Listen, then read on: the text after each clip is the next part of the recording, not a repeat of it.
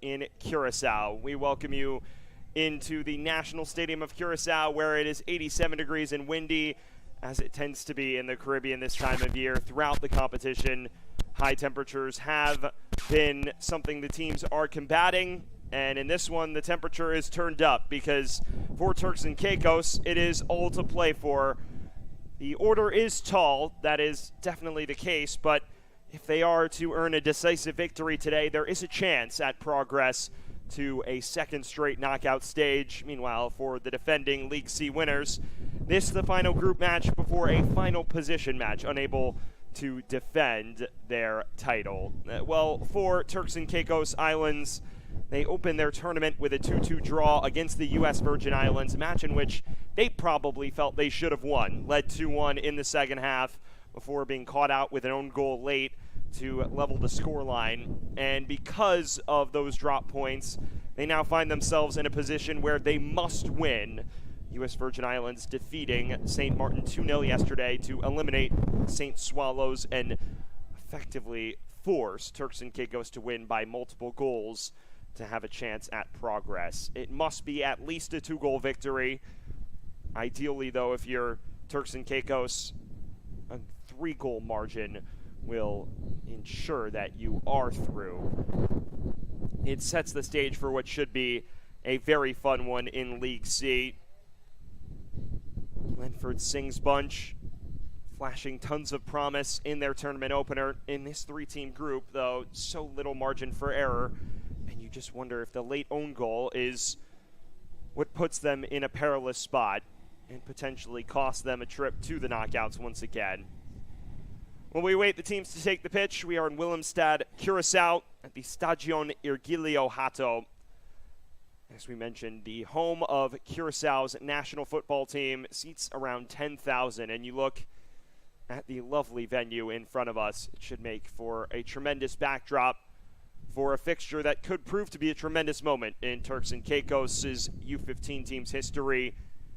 It is a very young Turks and Caicos entity, one that did not join FIFA as an official member until 1998, and so the senior team is still really getting its legs under it. They've only competed in 7 World Cup qualifying cycles, and unsurprisingly for a small nation and a new nation such as them in the FIFA ranks, have never qualified for a Senior World Cup, but have showed some promise in the last 2 under-15 championships, and hoping to build on what was a strong display yesterday with 3 points here. Jean-Louis Richard's bunch, meanwhile, for St. Martin, it is about rounding out the competition on a high note before their final position match on Friday. Should still be an excellent test for his bunch as they hope to make a statement on the final day of group play and potentially improve their positioning for that final position match.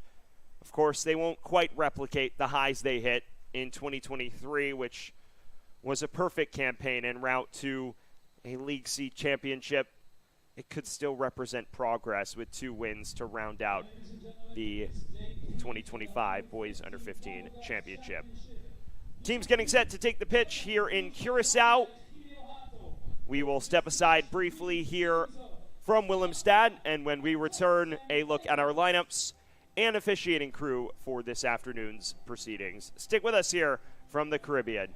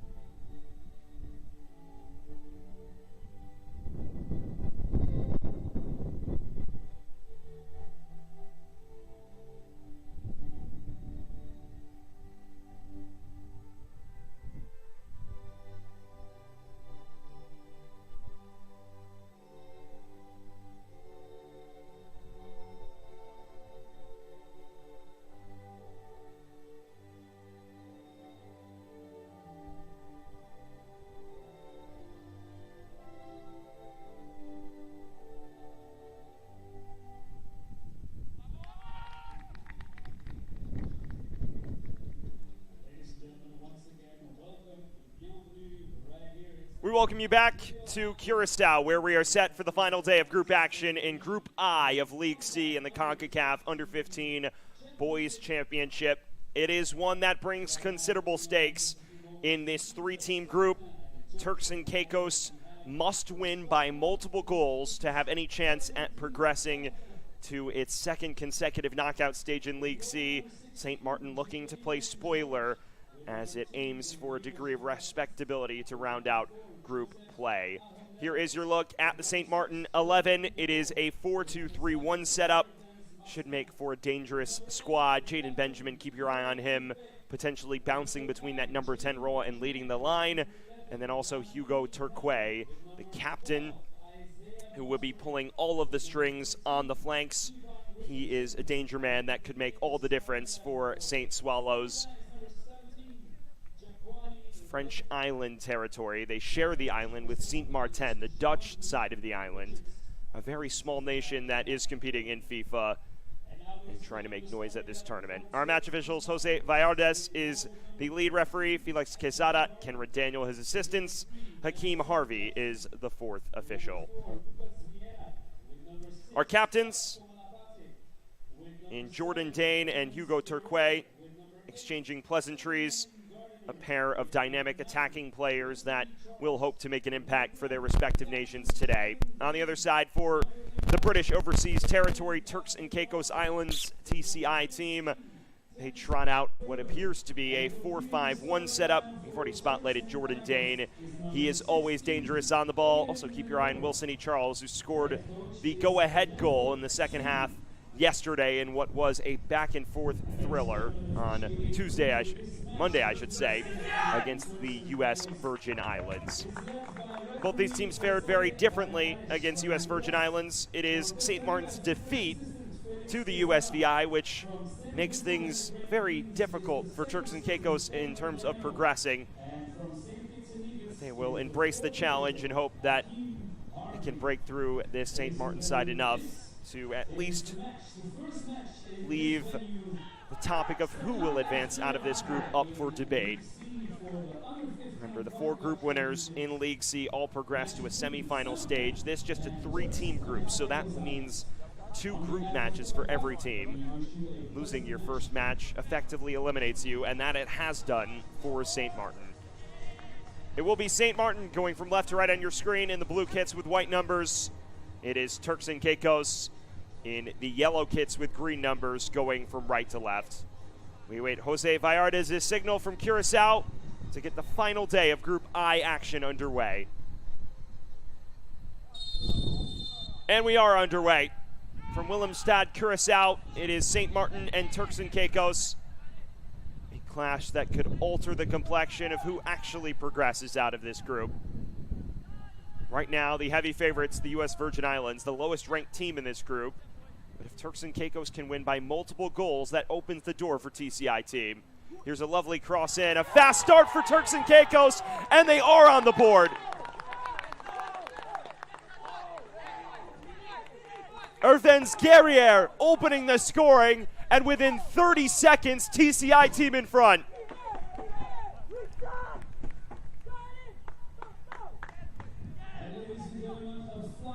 Well, when you need to win by multiple goals, this is effectively the dream start.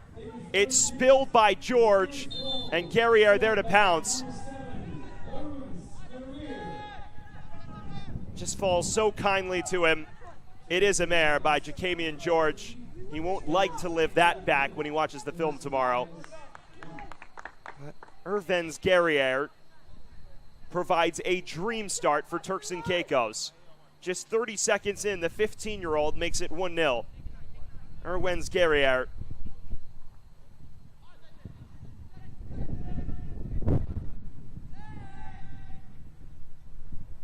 Ervens Guerrier.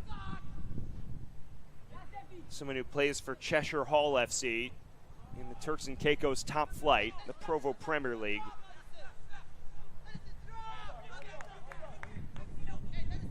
And he is in the right place at the right time to dispatch for Turks and Caicos.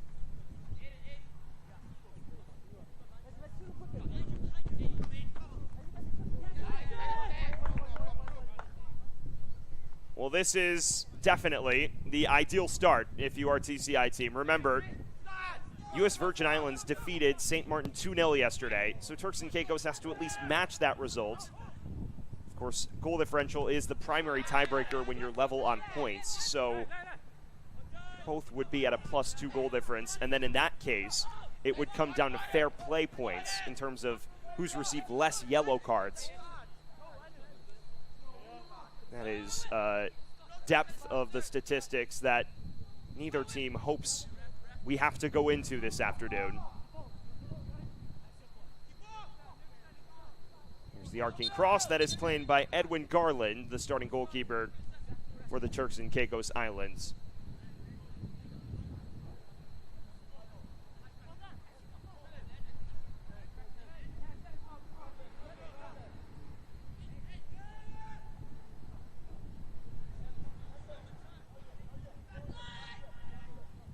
There is your look at Garland. 14-year-old, plays for Academy Eagles FC in Turks and Caicos.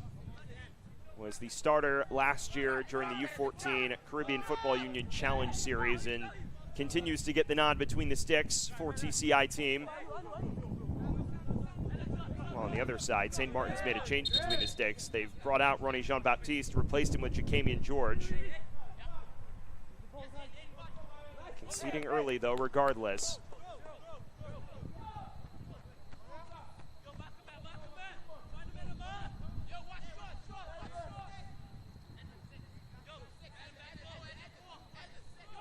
Well, if you are just joining us, it took 30 seconds for Erwin's Guerriere to open the scoring.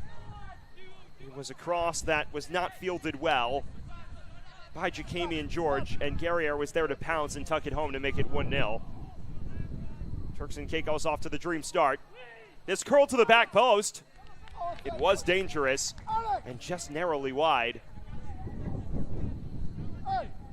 Well, remember, this gets more complex for a number of reasons if St. Martin is to score, because the result yesterday was U.S. Virgin Islands 2, St. Martin 0. So not to mention the effect on goal difference as well as the result on your screen, but that would also require Turks and Caicos to score 4 goals to win. Here's a decent cross in and the equalizer.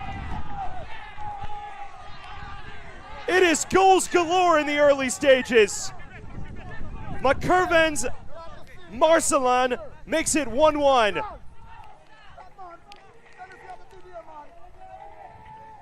McCurvens Marcelin just pouncing, continuing his run. The cross is pinpoint and tucks it into the bottom left. Finishing in the bottom right corner is the 13-year-old. And just like that, St. Martin is level. Mackervens Marcelin started regularly at 12 years old for the U-14s last summer in the Caribbean Football Union Challenge Series. Pulls St. Martin level. Now Turks and Caicos the other way. Appeals for handball, and the referee points to the spot. It is a topsy-turvy start to this one. Immediately after conceding, Turks and Caicos can surge back in front. Scott Kamalapate stepping to the spot.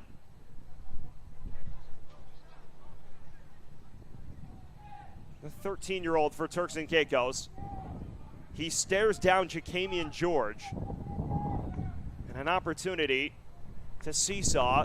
TCI team right back ahead.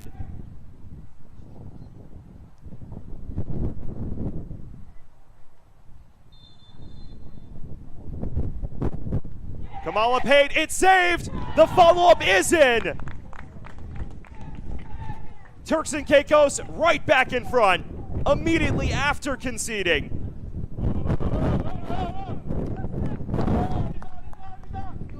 Well, get ready for an absolute madness, because inside the opening 10 minutes, 3 goals already.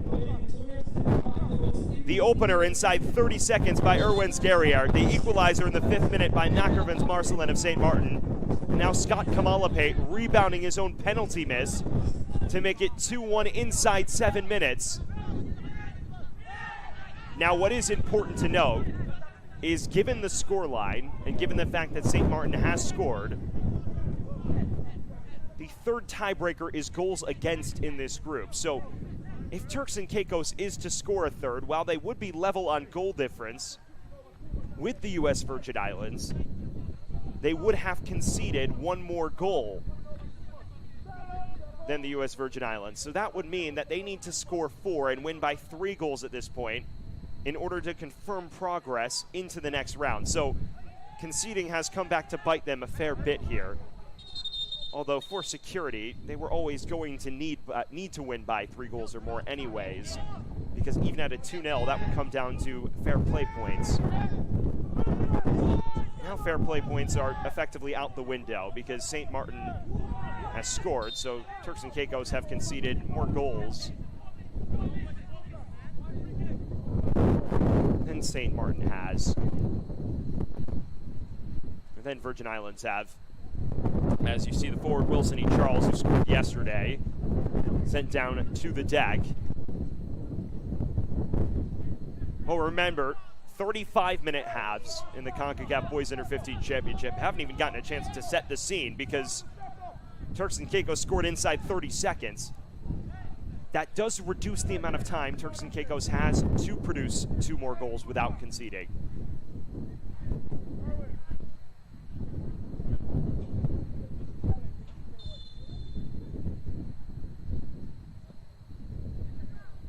Here's a decent cross in. George gets his hands to it. Still loose. Now the whistle sounds out of play for a goal kick.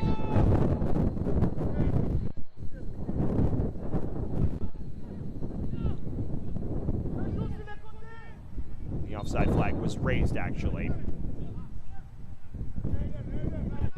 Well, if you're just joining us, you have missed a barn burner of an opening 9 minutes. Turks and Caicos scoring inside 30 seconds.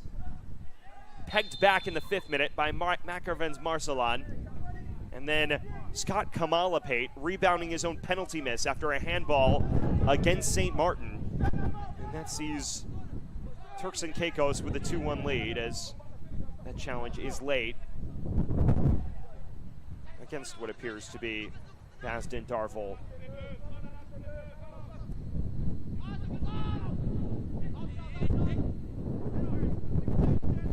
If early signs are any indication, though, Turks and Caicos will face a game St. Martin side. They are playing for pride, as well as their final positioning.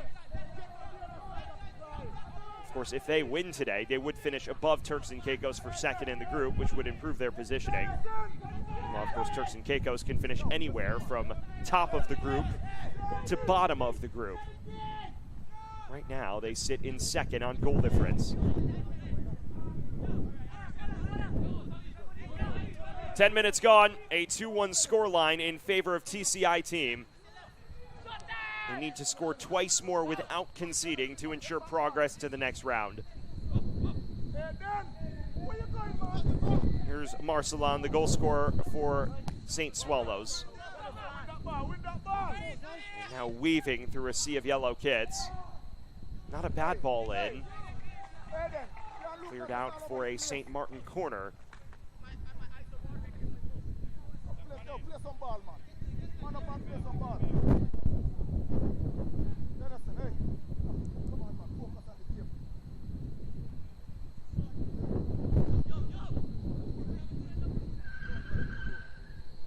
First set piece of the day for either side. Taken with in-swing towards the back post and headed wide. Well, for Lenford Singh's bunch, it's been a more active start than I'm sure he would have expected. He won't be thrilled about the goal they've conceded, that's for sure. Will be happy with the response to the goal, though.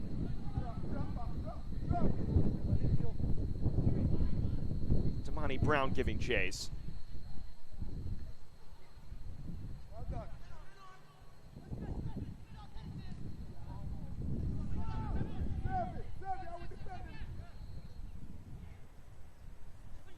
Cleverly worked here. Blake pings back forward. Falls for Adolin Gardner.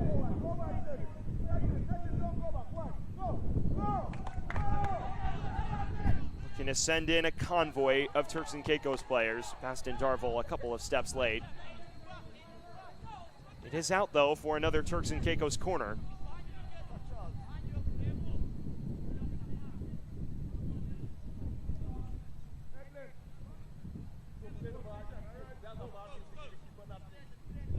Well, Jacamian George has been a busier lad than he would have hoped off the top.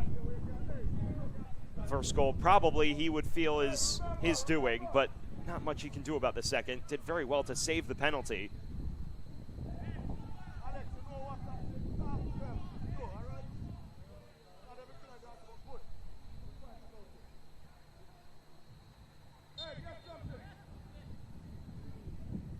In swinging corner.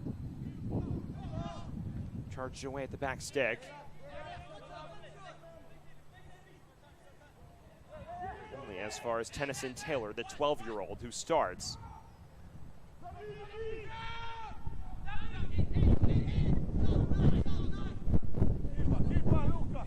Brown.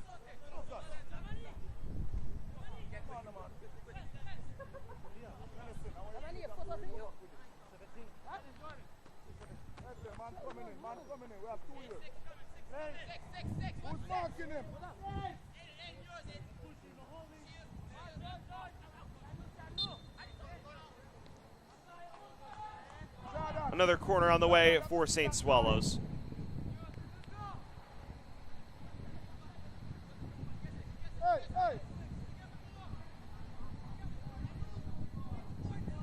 Watch the ball on the players. Go with that. Hey, Jordan, we are marking.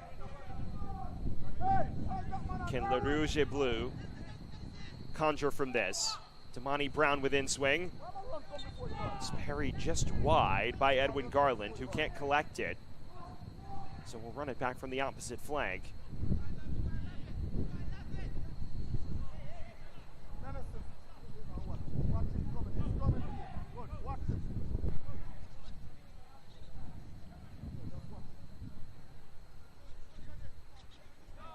Isaiah Musgrave now will get a chance to deliver this corner.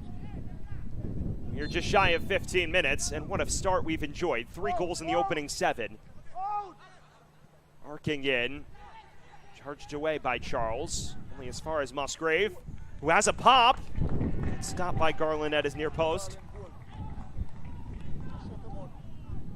Now it's important to note, this result alone won't do the job.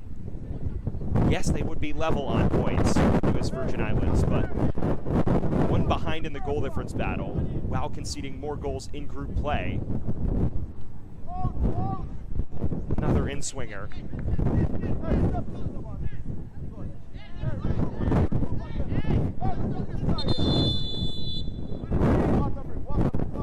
Hydration break in Curacao. It is a match that has started at a fever pitch and is only just settling in. Turks and Caicos with a 2-1 advantage over St. Martin. TCI team are right now in line for 3 points, but they need more goals in order to progress into the knockouts here in League C. It's them and the U.S. Virgin Islands actively in contention. St. Martin, meanwhile, hoping to play spoiler and earn themselves a better place in the final position match. It gives us a chance to take a look at Jean-Louis Richard's bunch, looking to build on what was the best tournament of their young history in this competition. Prior to 2023, had won just 2 Concacaf Boys Under 15 championships in the first 3 tournaments. As you get a look at all of the goals, the opener from Erwins Guerriere, just 30 seconds in, a cross that was spilled by Jacamian George and pounced upon by the 15-year-old. But then 4 minutes later, an instant retort from Mackerven's Marcelin, who times his run very well and places it expertly in the bottom right. And 2 minutes later, they win a penalty, a handball called against Jairo Jean-Baptiste, and that set up Scott Kamalapate from 12 yards, who, as if you couldn't make things more chaotic, had his first effort saved before converting. You will see it in a matter of seconds here. It was a great save by George, but right back in a Kamala Pate's path, and he dispatched with aplomb. And that is where we find ourselves. 3 goals in the opening 7 minutes to turn this match into haywire status. Garland spills this now, and he was fouled by Jaden Benjamin.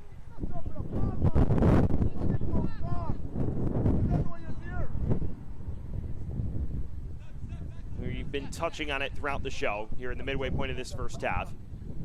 Given that Turks and Caicos has conceded, they've now shipped 3 goals in group play. That is 1 more than U.S. Virgin Islands has conceded. So what that means is even if Turks and Caicos wins by 2 goals, it would fall on the 3rd tiebreaker. They're pushing on for more here.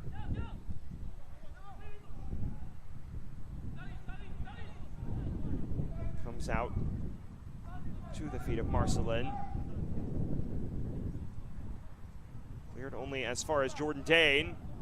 Tries to catch the keeper out, and that effort lacked the power or accuracy required.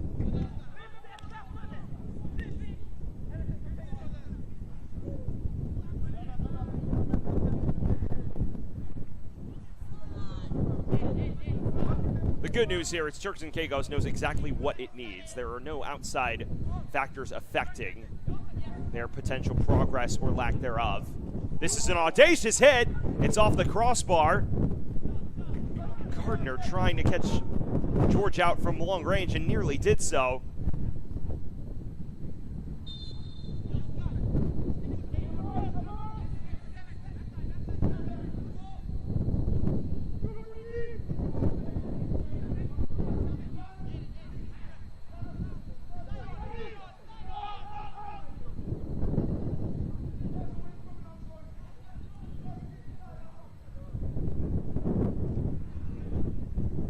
Brown is a step late to this. Guerrier, the initial goal scorer.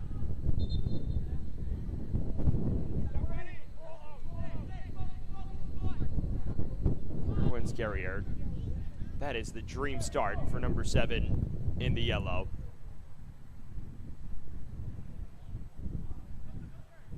Regardless of whether or not this ends with Turks and Caicos winning Group I, that will be a memorable moment for him, representing his country at the youth international level and scoring one of the fastest goals we've seen all tournament, irrespective of league. Jamaica, to be fair, 2 days ago scored similarly into the match against Belize. So you get another look at this challenge on Damani Brown, who was undercut. And that sets up the Rouge et Bleu for an appetizing set-piece spot. We are 20 minutes gone. Turks and Caicos, a 2-1 advantage. 3 goals in the opening 7 minutes.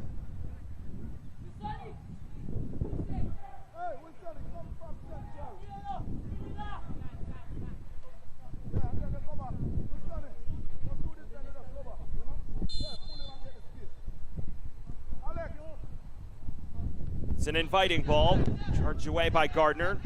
Just to the edge of the area, though. Blake giving chase. Does win it back. Flashes it across. Marcelin is just high. Another good effort and another good run from Mackervin's Marcelin, who nearly had his brace.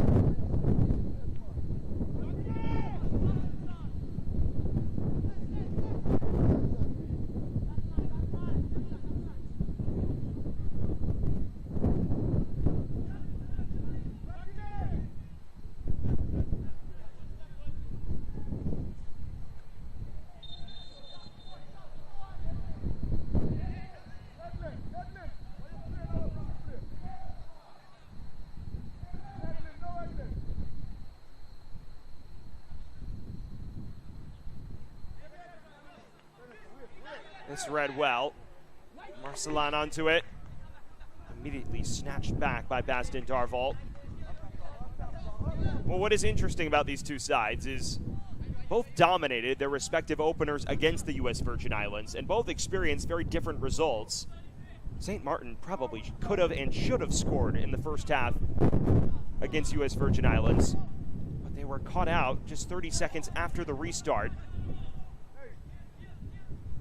then suffered a second goal to be dealt a devastating defeat to their League C repeat hopes.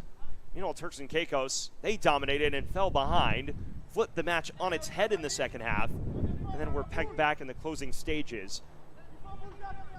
So on merit alone, you could argue both these teams should be entering with 3 points and it should be a group decider, but that is not the way the footballing gods work. There's only one team with a chance to progress.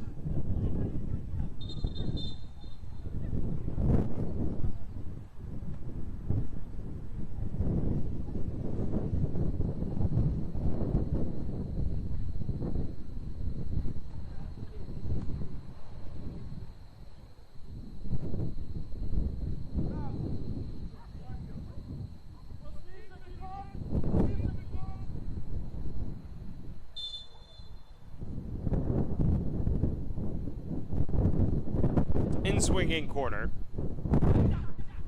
Still knocked about, falls for Charles. Lays it off. Dane got a touch to it. Rolled back harmlessly to Jacami and George.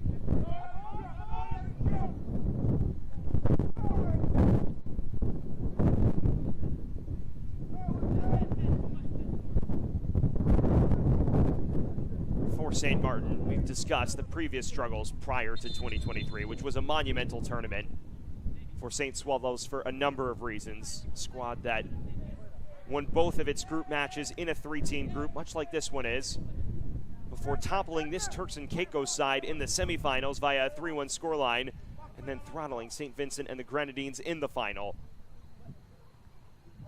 As you see, Damani Brown upended. Turks and Caicos competing against St. Martin for the third time. They won the first meeting in the 2019 tournament. 2023 obviously went a very different way in the knockouts. It was the first ever knockout stage appearance for both of these sides 2 years ago. And in their first ever semifinal match, it was St. Martin who prevailed.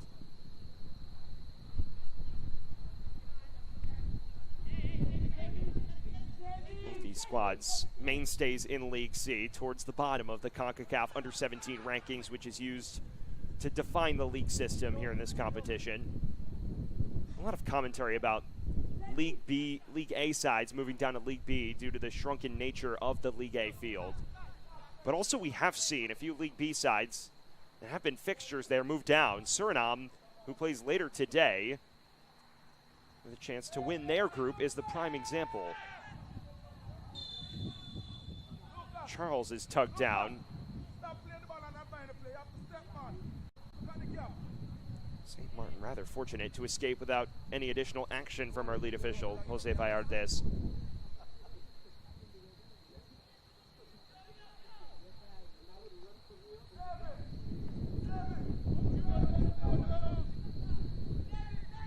It's a cynical tackle. There were a number of defenders behind the ball, though, so that's likely what dissuades our referee from producing the first caution of the night. Of course, at this point, fair play points out the window. It would have only been a relevant tie-break point had Turks and Caicos won 2-0. And that wouldn't have affected them because it would have been a yellow card against their opponent. High arcing ball in. It's dangerous. Dealt with it the second time of asking. Only as far as U-15. Passed in Darval. Charles.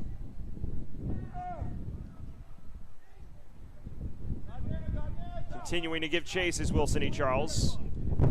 No room to latch onto that.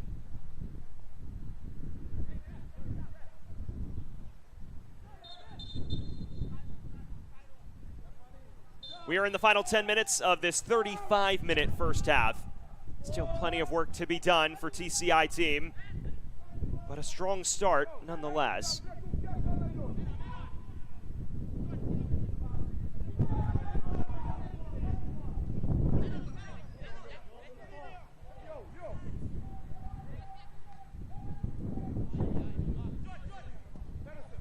Nemore loses out. way back to the goalkeeper in Edwin Garland, who's had a couple of heart-thrown moments, but nothing catastrophic just yet.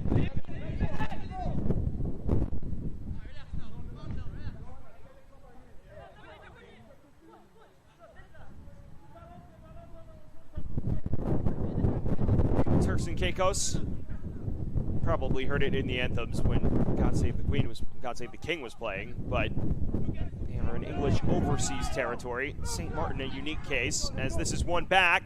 A chance for Benjamin, running at the defense. Jaden Benjamin brought down in the area. Excellent recovery by Lucas Vieira.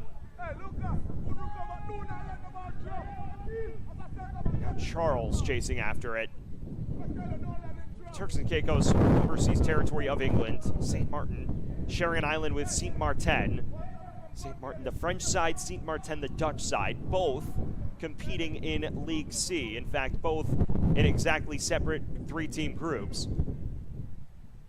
Here's a chance that maybe they match up if St. Martin does not progress. Saint Martin is already eliminated following their 5-3 drubbing at the hands of Suriname yesterday.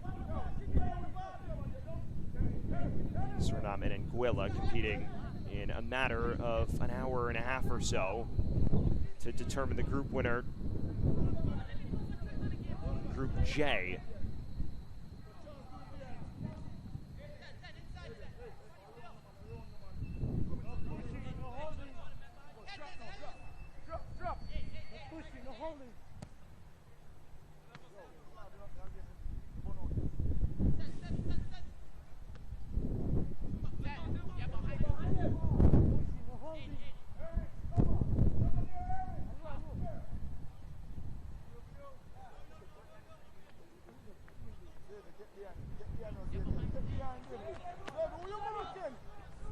We approach the half-hour mark. The 3 goals we've seen in the opening 7 minutes are all that affect the scoreline at the moment. Have seen some decent half chances since, though. Potentially another one brewing. Falls to Turks.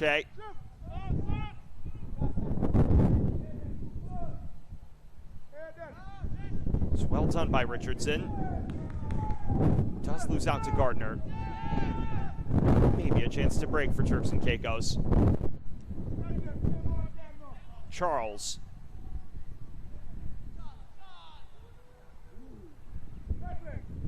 Winning a corner for TCI team.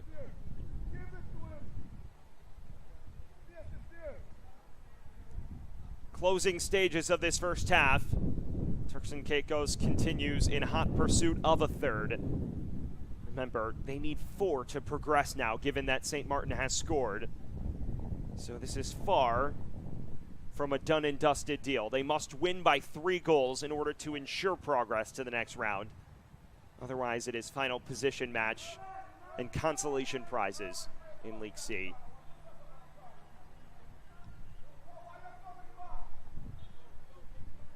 Outswinging ball, tight on George, who spills it. And finally pounces on it at the 3rd time of asking. Has not been the dream half, but he's doing enough to keep St. Martin in it.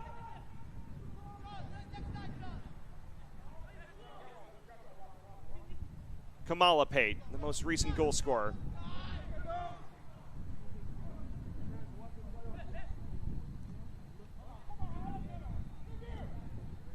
Guerrier.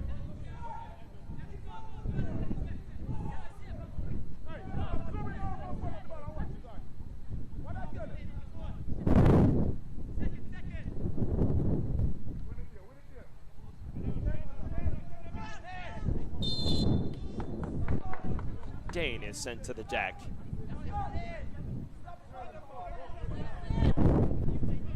We see him negotiate through traffic here. Just thrust over.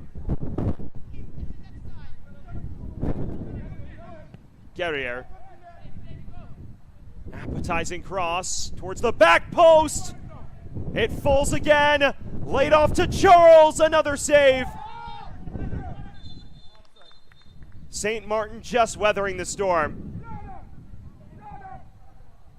This is a glaring opportunity, it must be said.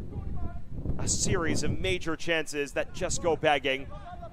Ushered wide, and you see them pick out Wilson E. Charles in the area. A good block by the defender in Jean-Baptiste, who does just enough to prevent a third for Turks and Caicos.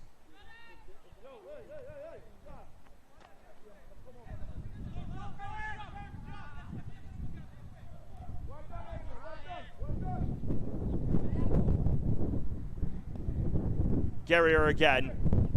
Another great cross, just headed wide. Aston Darville was there to greet it.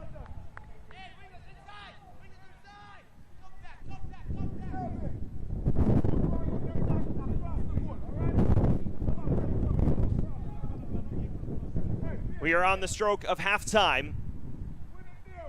And the question is, will there be further plot twists? Can St. Martin throw a spanner in the works? Or will Turks and Caicos continue its quest to rack up enough goals to progress?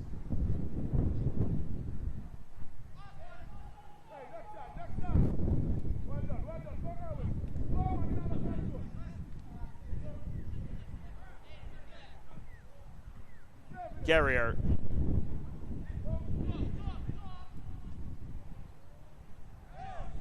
Remember, the third tiebreaker is goals for.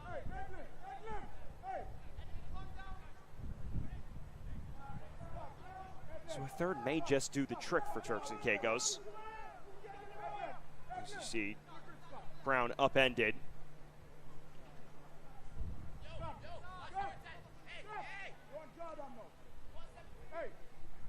And it's a Turks and Caicos side that, as things currently stand,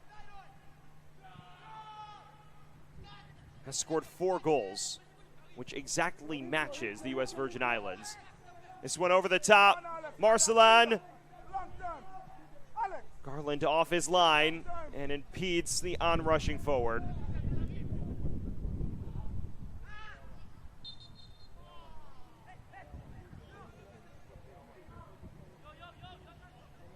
So right now, when you look at the live group table, U.S. Virgin Islands and Turks and Caicos level on 4 points apiece. The goal difference is a goal difference of just 1 goal. Turks and Caicos right now at +1, Virgin Islands at +2. The U.S. Virgin Islands scoring 2 goals in each of their opening 2 fixtures, as has Turks and Caicos. So a third goal would do the trick. They do not necessarily need to win by 3. Goals against would be the 4th tiebreaker. Right now, Turks and Caicos would have the edge in goals for if they were to score again. 1 minute of added time.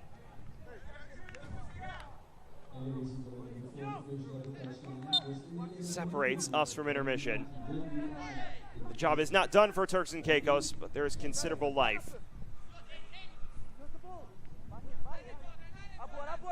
Nibor.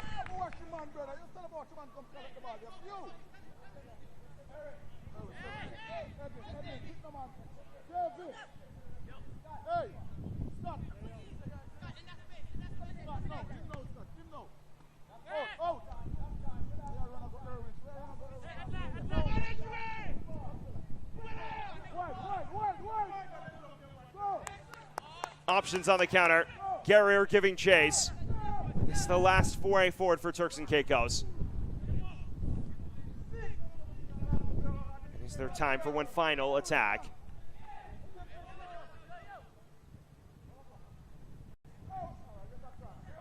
Out for what should be a corner, and that it is. So beyond the added minute, it appears there is time to take it.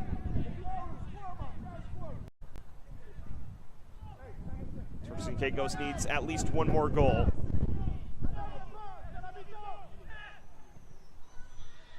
In swinger, near post, goes wide. And the whistle sounds against Turks and Caicos anyways.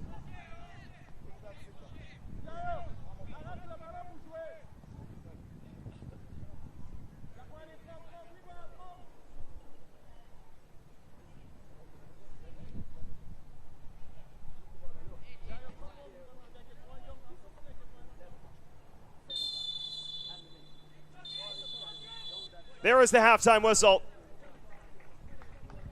Well, after 45 minutes, Turks and Caicos in the driver's seat, but the job is not done in terms of their hopes of progressing. They must score at least one more without conceding to achieve the tiebreaker over U.S. Virgin Islands. But a strong first half sees them 2-1 to the good. Still work to be done, but a very, very solid opening 35 from TCI team. We will step aside briefly. When we return, a look at our standout moments of the first half in what was a thrilling opening 35 minutes from Curacao. Stick with us.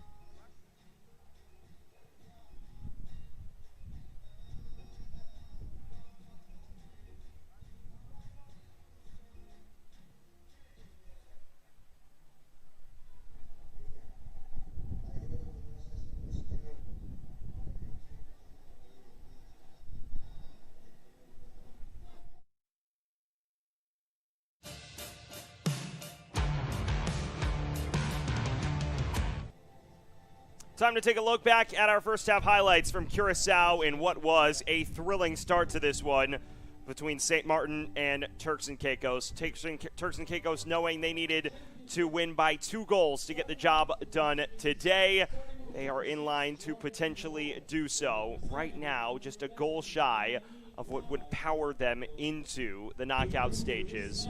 Meanwhile, St. Martin playing for pride, but also their final positioning, hoping to avoid a bottom of the barrel final position match instead of a middle of the pack match. And early on, inside 30 seconds, Irwin's Guerrier striking to put Turks and Caicos in front. And from there, they felt maybe they'd be flying, but then immediately pegged back. Mackervin's Marcelin in the 5th minute, tucking this in to the bottom right corner. And then Turks and Caicos knew they'd have to score 2 more to progress. This cross coming in, though, a handball immediately thereafter.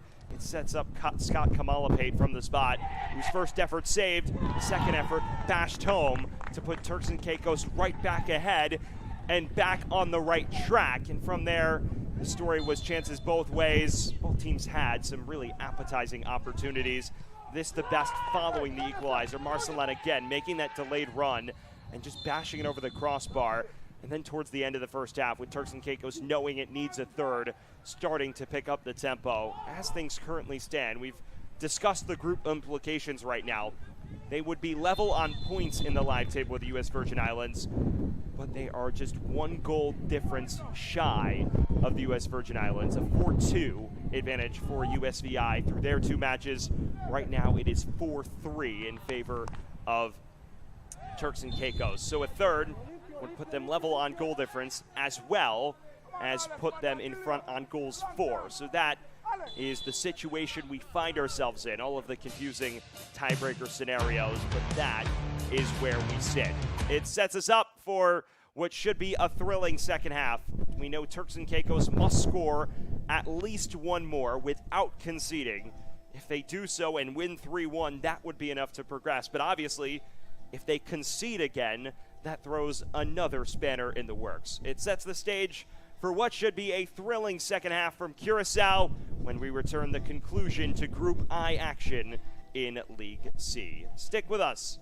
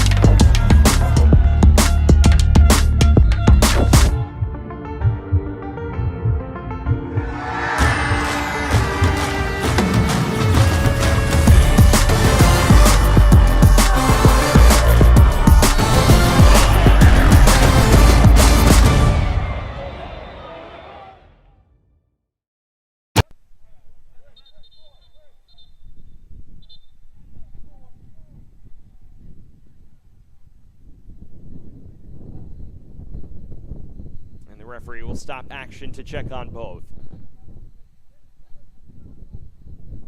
At this current moment, Turks and Caicos has now under 35 minutes plus stoppage time to produce a third goal. If they do that without conceding, they are through on goals for. And their leading scorer, Wilson E. Charles, their biggest threat going forward at the moment, is prone on the deck.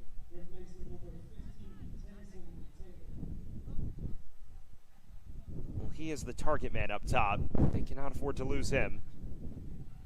You see here, he laid it off, and then as he's going for the rebound, I believe is when he goes down. Either way, is walking this off and lost a piece of footwear in the process.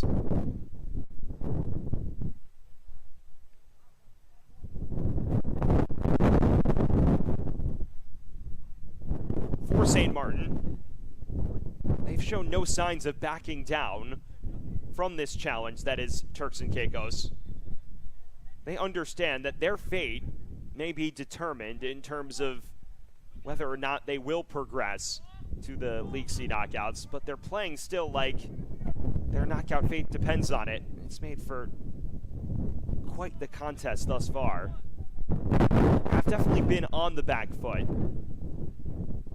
but that's to be expected when one team is playing for what effectively is its tournament life.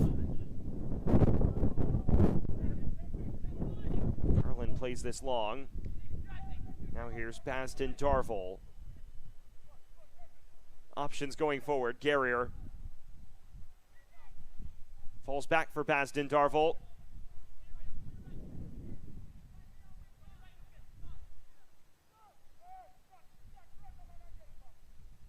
Musgrave looking to play out of trouble.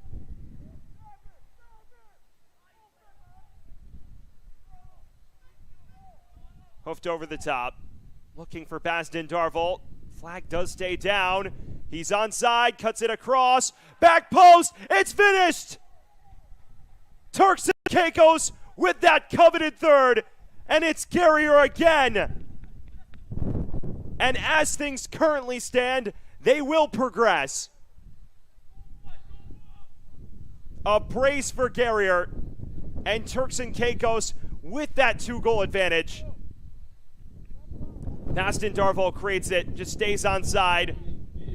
George can't knock it clear, and it falls so nicely for Guerrier, who once again is there to put home the rebound at the far post.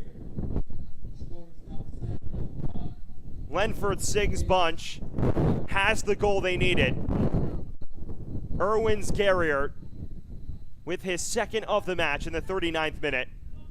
A brace that, as of now, will power TCI team into the knockouts. Level on points with the Virgin Islands. Now through, a chance for Basden Darvol. Denied. Gardner can't thread it back through to him.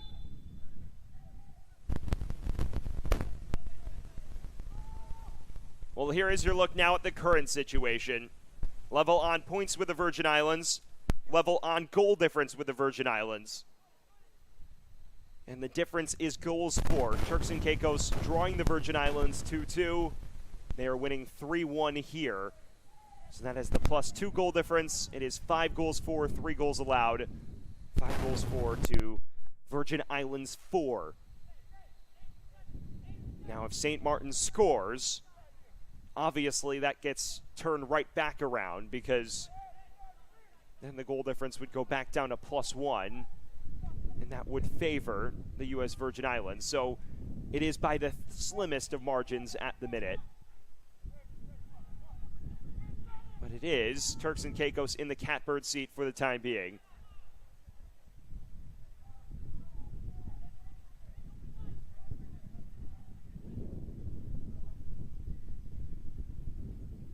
Charles is back out there.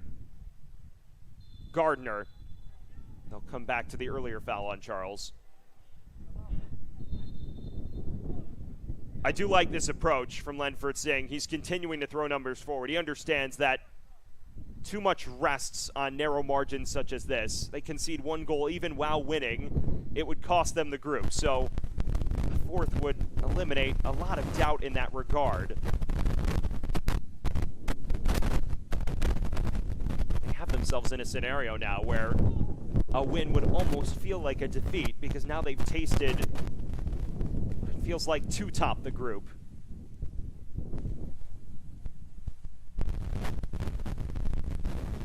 Camian George hoping to keep St. Martin in this. Things are unraveling rather quickly, though, for St. Swallows. Trying directly for goal. George collects.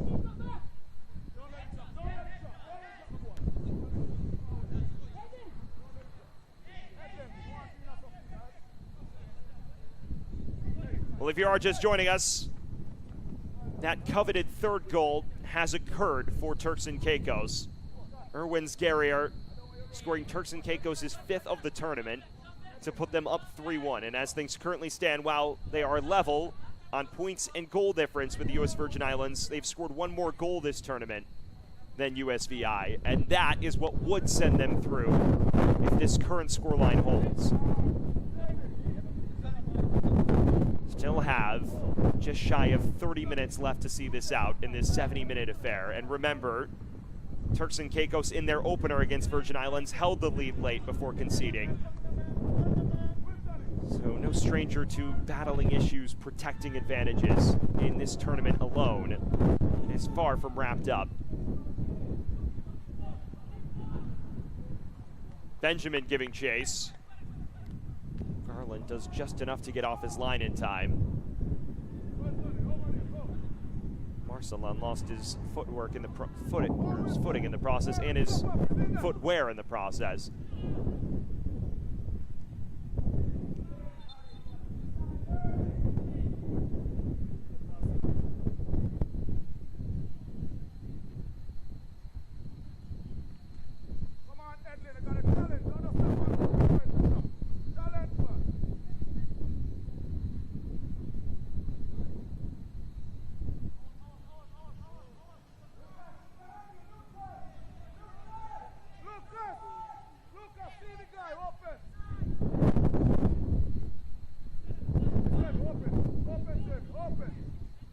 Kamalapate lofting this ahead towards Garrier. Much simpler for Jacamian George.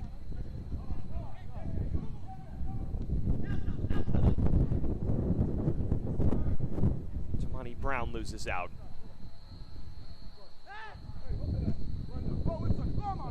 Jufson hunting the run of Charles. It's stabbed away by Joseph Arundel.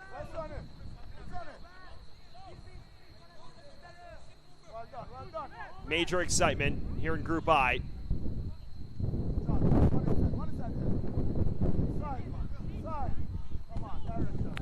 Turks and Caicos continue to push on, hunting the fourth to eradicate any doubt they may have about their hopes of progressing. But as of now, Erwin Sgarrier's 39th minute strike is enough. It has put them top of the group on goals for. 5 for Turks and Caicos, 4 for U.S. Virgin Islands. Charles down in the area, grabbing his leg and ignoring appeals for penalty is Jose Vallardes. Let's take another look. It would have been a harsh penalty to give. Charles does well to knock it above the reach of Jean-Baptiste, but it was a genuine attempt at the ball there. Garrier arcing to the back stick now. Gardner's header is well off the mark.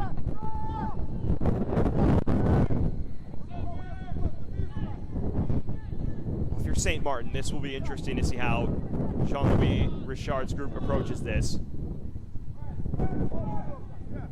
They know what their fate is. Eliminated from the tournament. They showed some fight after going down 1-0.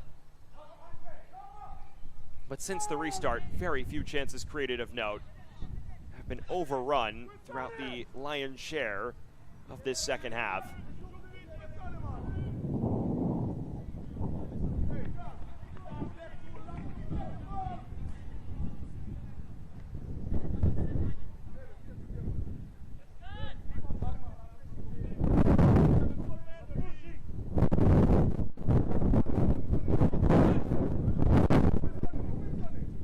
Gardner.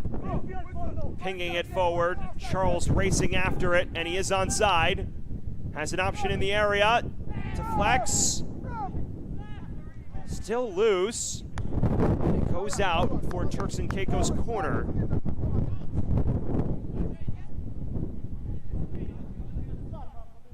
Chikemi and George, whenever there's pressure his way, has battled some issues. Just fortunate that that didn't wind up in the back of his net. Outswinging ball towards the back post, headed towards Charles. Now floated out of danger, maybe a chance for St. Martin to break. Benjamin is in behind, a couple of footsteps late. A very well-weighted ball that nearly ran all the way through to St. Martin's number 9.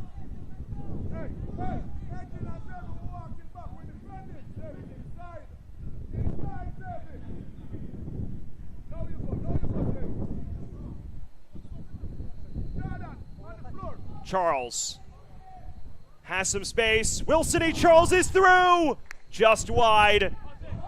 That could have been wrapped up. Qualification. And now a sending off. Charles involved with something after the fact, and I believe he's just been given his marching orders.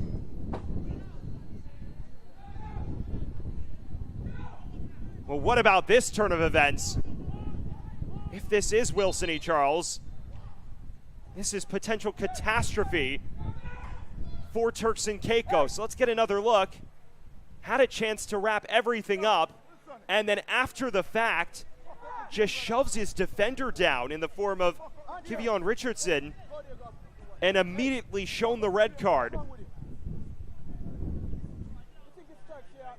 A momentary loss of his head from the star forward, and now Turks and Caicos must play the remainder of the 70 minutes a man down.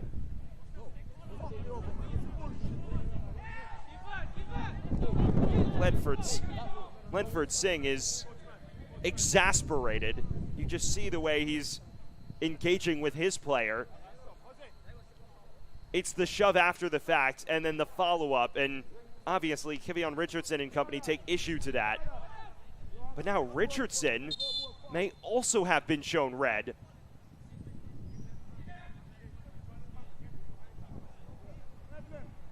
Subs being readied by St. Martin. We'll give you word on Richardson's status in a moment, but he's walking off like he's been sent off as well.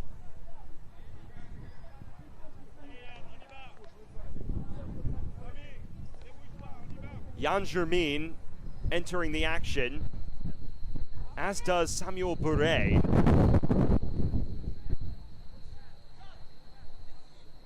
A double change.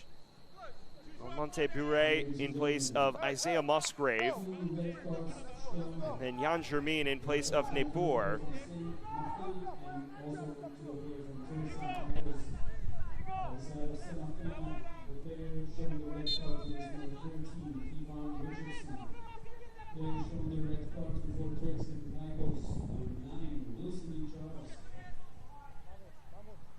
Well, so from what we're hearing, a double sending off, because the response by Kivion Richardson has also drawn a red card. So that at least mitigates matters for Turks and Caicos, playing 10 on 10 instead of having to protect this advantage a man down. But either way, this is a very weird way to mar the game. Guerrier dashing it across, a chance for Turks and Caicos. Excellent stop by George. As of now, has kept St. Martin in it.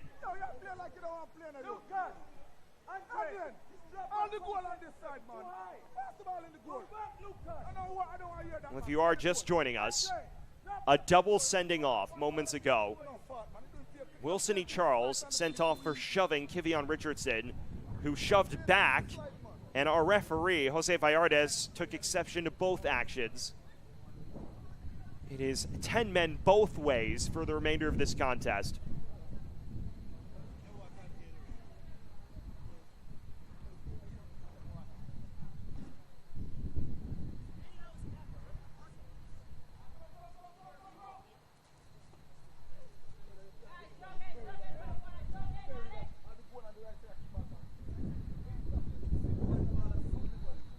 if you are just joining us, hydro break in the final 20 minutes of this final contest in Group I. What a sequence it has been. Turks and Caicos grabbing the advantage in terms of the top spot in Group I with this goal, scored by Erwins Guerrier, who managed to negotiate beyond the traffic and receive this ball from Baston Darval and slide it home. Since then, though, a double sending off. Wilson E. Charles missing an effort after a physical coming together with Kivion Richardson. The two shove one another, and both, as of now it seems, have been given marching orders. Wilson E. Charles was definitely sent off. And Kivion Richardson left the pitch like he had been sent off himself. He was not one of the two removed from the contest.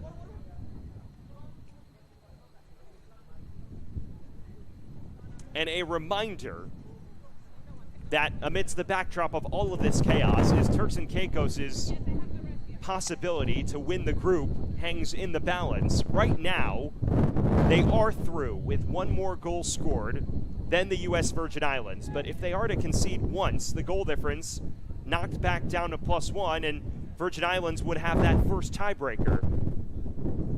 As of now, 4 points for both teams, +2 goal difference for both teams, after they drew 2-2 in the opening match of Group I play on Monday.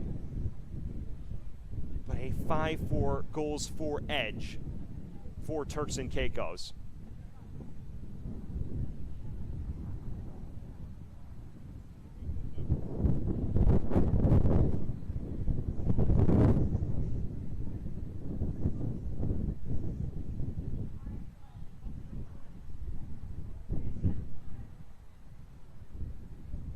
Kivion Richardson has officially been sent off.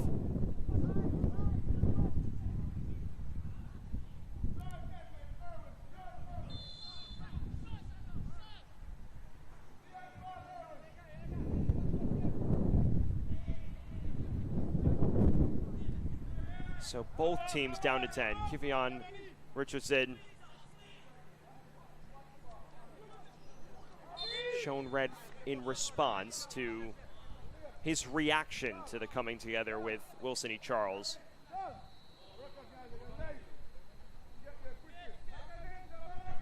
Kivion Richardson probably doesn't need to react there, but it is Charles who instigates. You wonder if it's harsh to penalize the lad who reacted for the actions of another. Both gave as good as they got in that interchange. So the forward Charles and the center back Richardson both sent for premature showers in the final 20 minutes.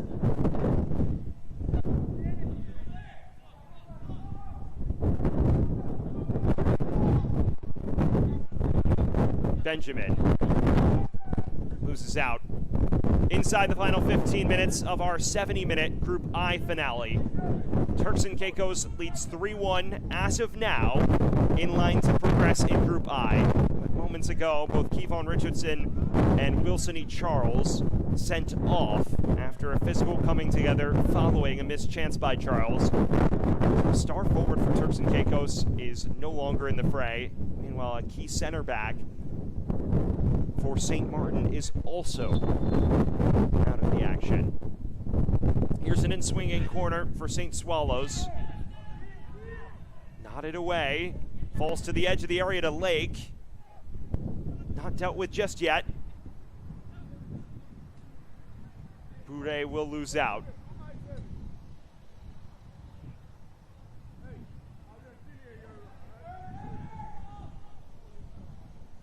The advantage in Group I hangs on a knife edge, as we've already discussed.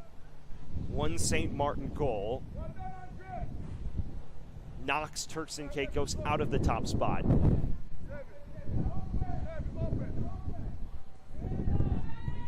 I think TCI team senses that. Breaking forward with urgency.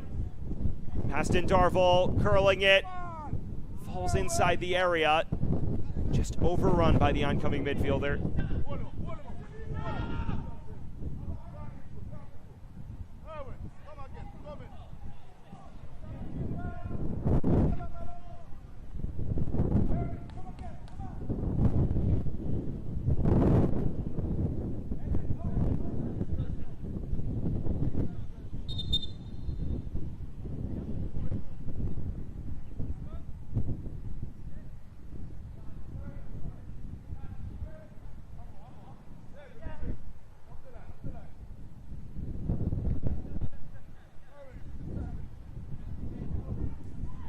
So far, Lenford Singh and company have done enough. Jean-Louis Richard's bunch showing no signs of fading, although they have had far less of it here in the second half. Hasn't taken away from the urgency when they've had it.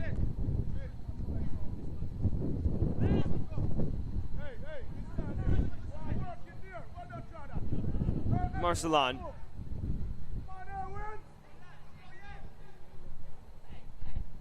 Nearly picks this back up in midfield. Bure does that. Smith stabs away.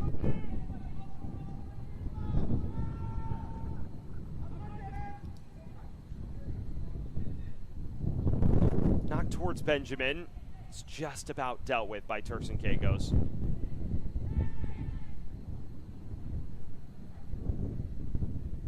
Marcelan again. Options in the box. Cuts it across to Benjamin, who just lost his footing in the area. That potentially the chance for St. Martin to kickstart a comeback. Remember, for them, there's no difference between 3-1 and 3-2. They're just hoping to get a result from this to improve their final positioning in both the group as well as League C, when the final position matches take place on Friday. There is a nice rest day for both these squads tomorrow. Benjamin has space to shoot, immediately closed down.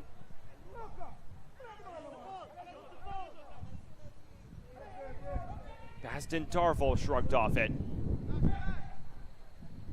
Arundel well up from defense. It is Arundel. Tried for the Travella finish and got far too underneath it. But that is a very inviting run from the center back.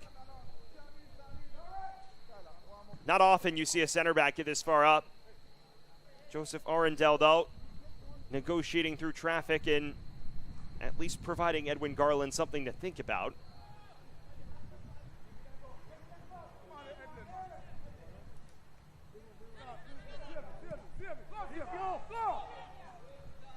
Basden Darvel giving chase. He is in a foot race with George, and the latter does win it by a matter of footsteps.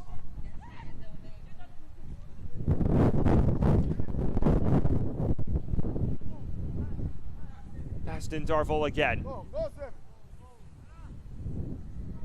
This time dispossessed by Turkey. Now Brown.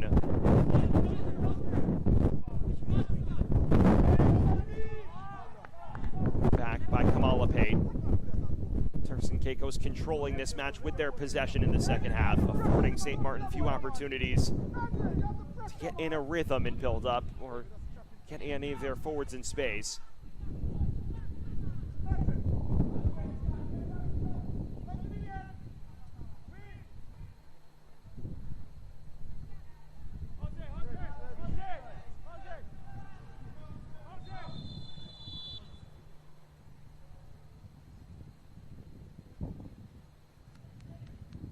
More subs taking place for St. Martin. It is Damani Brown exiting. He is replaced by Michel Gamiet.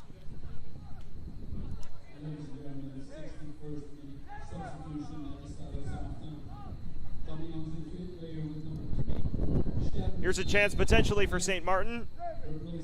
The referee blows his whistle. Offside anyways.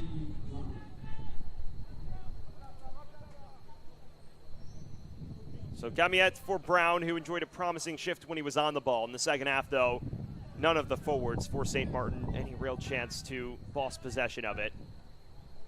And now with both teams down to 10, it has still been controlled. Here's a chance for Basden Darvel. The reinforcements arrive just in time for St. Swallows.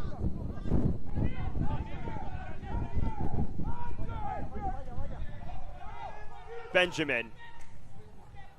Flag stays down for now. And now it is raised after he shoved Troy Smith Jr.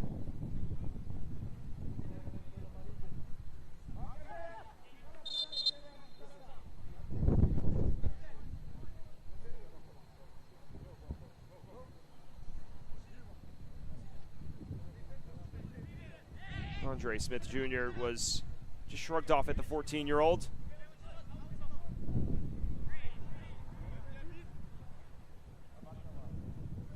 intended to, is a Turks and Caicos player. Andre Smith Jr., the halftime substitute in place of Tennyson Taylor, the 12-year-old who started at fullback.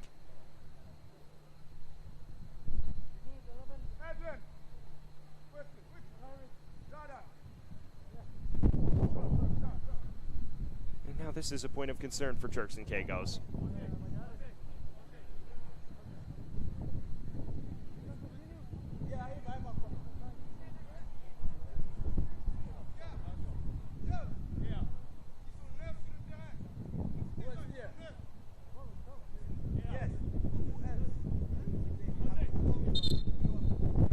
Turks and Caicos readies one further change, and it likely is in response to the player who just went down.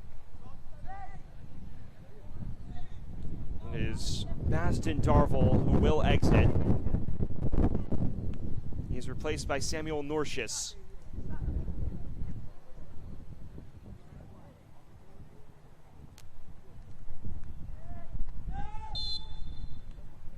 So Norcius for Baston Darvel, who went down moments ago.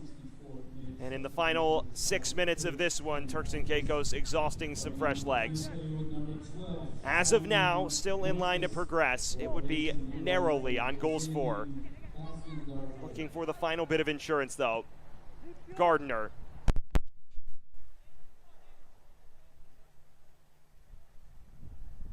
First touch for Norcius. Gardner spinning through the challenge. This may yield a yellow card, and that it does.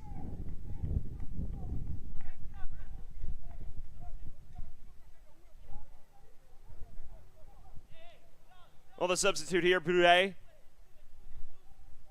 tugs at the kit. It was a pretty transparent foul, it must be said.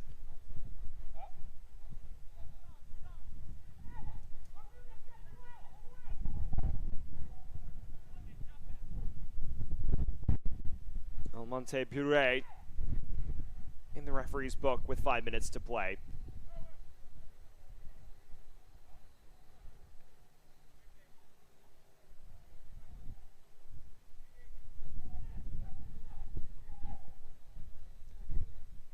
That is the way things stand. Turks and Caicos, courtesy of Erwin Scarrier's 39th minute strike, as of now, will progress to the knockout stages by the slimmest of margins. Training ground routine, long range effort, trying to test George from distance and didn't miss by a ton.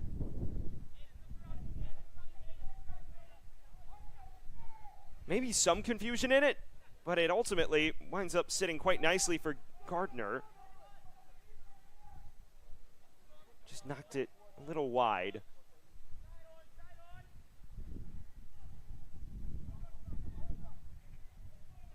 Is there late drama? It's won back again by Turks and Caicos. It's a relatively routine save for George, though. Remember, one St. Martin goal would completely throw a wrench in the best laid plans. They've done just enough as of now to progress. They would do so on goals for with 5 compared to U.S. Virgin Islands 4. Both even on goal difference, both even on points. If St. Martin is to score, that goal difference would be bumped down to +1, and that would be one shy of the U.S. Virgin Islands. So that is the current state of things, and it almost feels like Turks and Caicos is protecting a 2-1 lead in that regard. Now remember, they conceded in the dying embers on an own goal in their group opener against the Virgin Islands.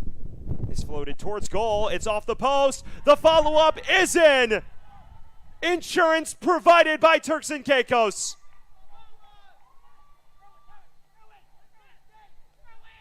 Jordan Dane makes it 4-1. And TCI team is on its way to the League C knockouts.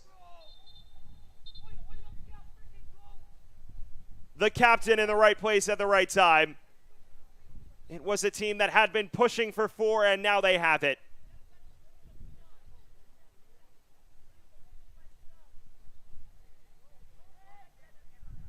High arcing ball. George can only parry it off his crossbar. And who's waiting but the captain, Dane? For the team of Turks and Caicos.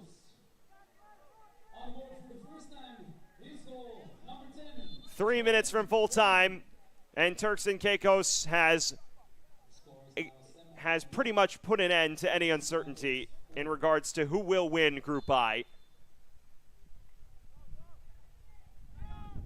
Now in front of Virgin Islands on goal difference and goals for. It would take a massive collapse for them to not win the group at this stage now. Arundel is sent to the deck. There's a yellow shown to the center midfielder Gardner.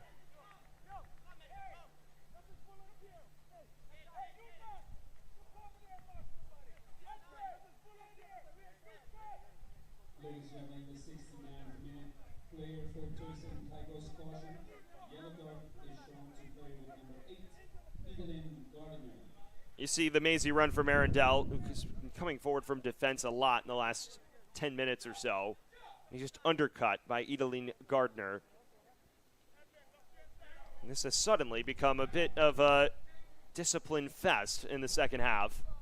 Both teams with players sent off. Kevon Richardson for St. Martin. Of course, the forward, Wilson E. Charles for Turks and Caicos.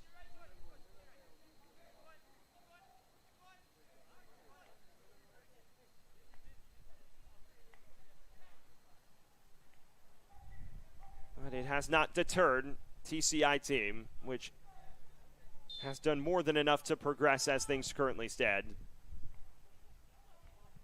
Final minute of the initial 70. That has to be better from Benjamin. St. Martin, on the other hand, we all knew what their fate was entering the day. Their group campaign will finish with them at the bottom of the group.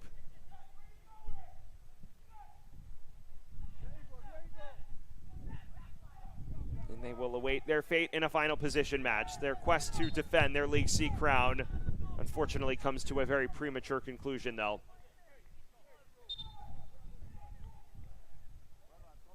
One final change for Turks and Caicos. It is Erwin Sgarrier, the man who provided the brace and the goal that has sent Turks and Caicos into the knockouts.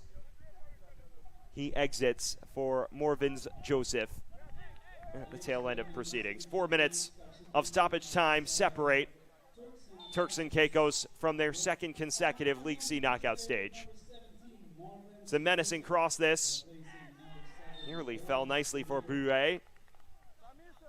And ultimately comes to nothing.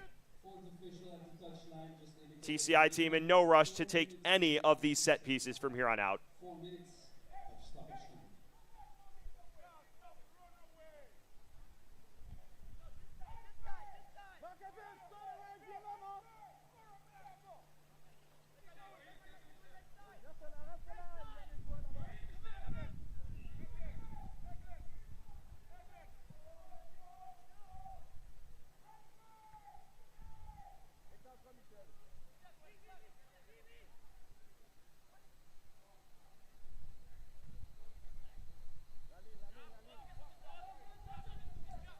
Can St. Martin end with a degree of consolation here?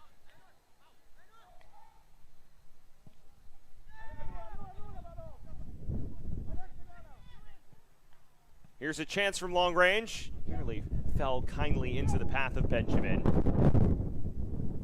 Cleared only as far again as Turkey.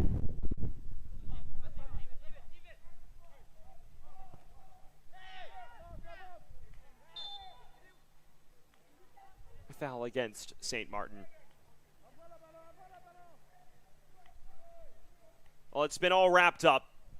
Turks and Caicos needed to win by 2 goals or more. They've won by 3 as things currently stand. They will top Group I. And the miscue that ultimately was conceding that equalizer in the late stages of the Virgin Islands match be no more than a distant memory. It will not be what prevents them from qualifying for the League C knockouts. They will be one of 4 group winners here in League C.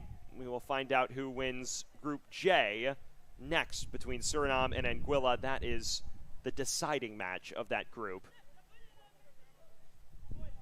Suriname, of course, entering on the back of the 5-3 win over Saint Martin. And Anguilla drawing Saint Martin. Saint Martin is finished with just 1 point. Suriname at the moment with 3. All they need to do is secure a draw to progress.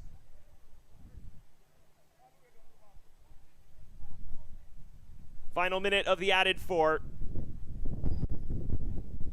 It was a day that presented a tall mountain for Turks and Caicos to ascend, but ascend it they have.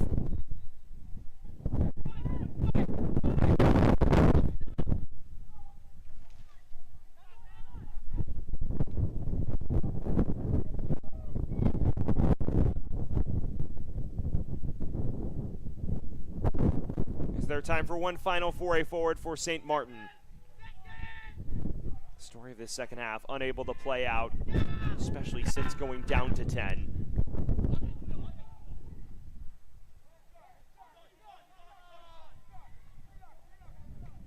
And final sprint forward for the lone goal scorer, Marcelin. He will not catch up to it.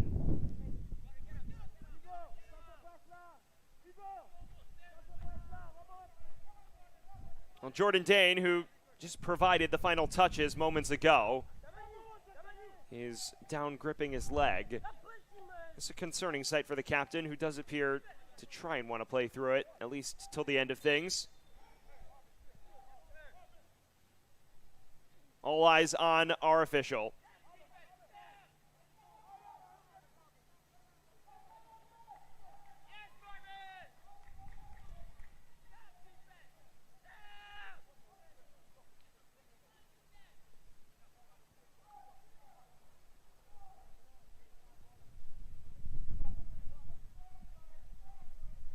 Well beyond the 4 minutes now.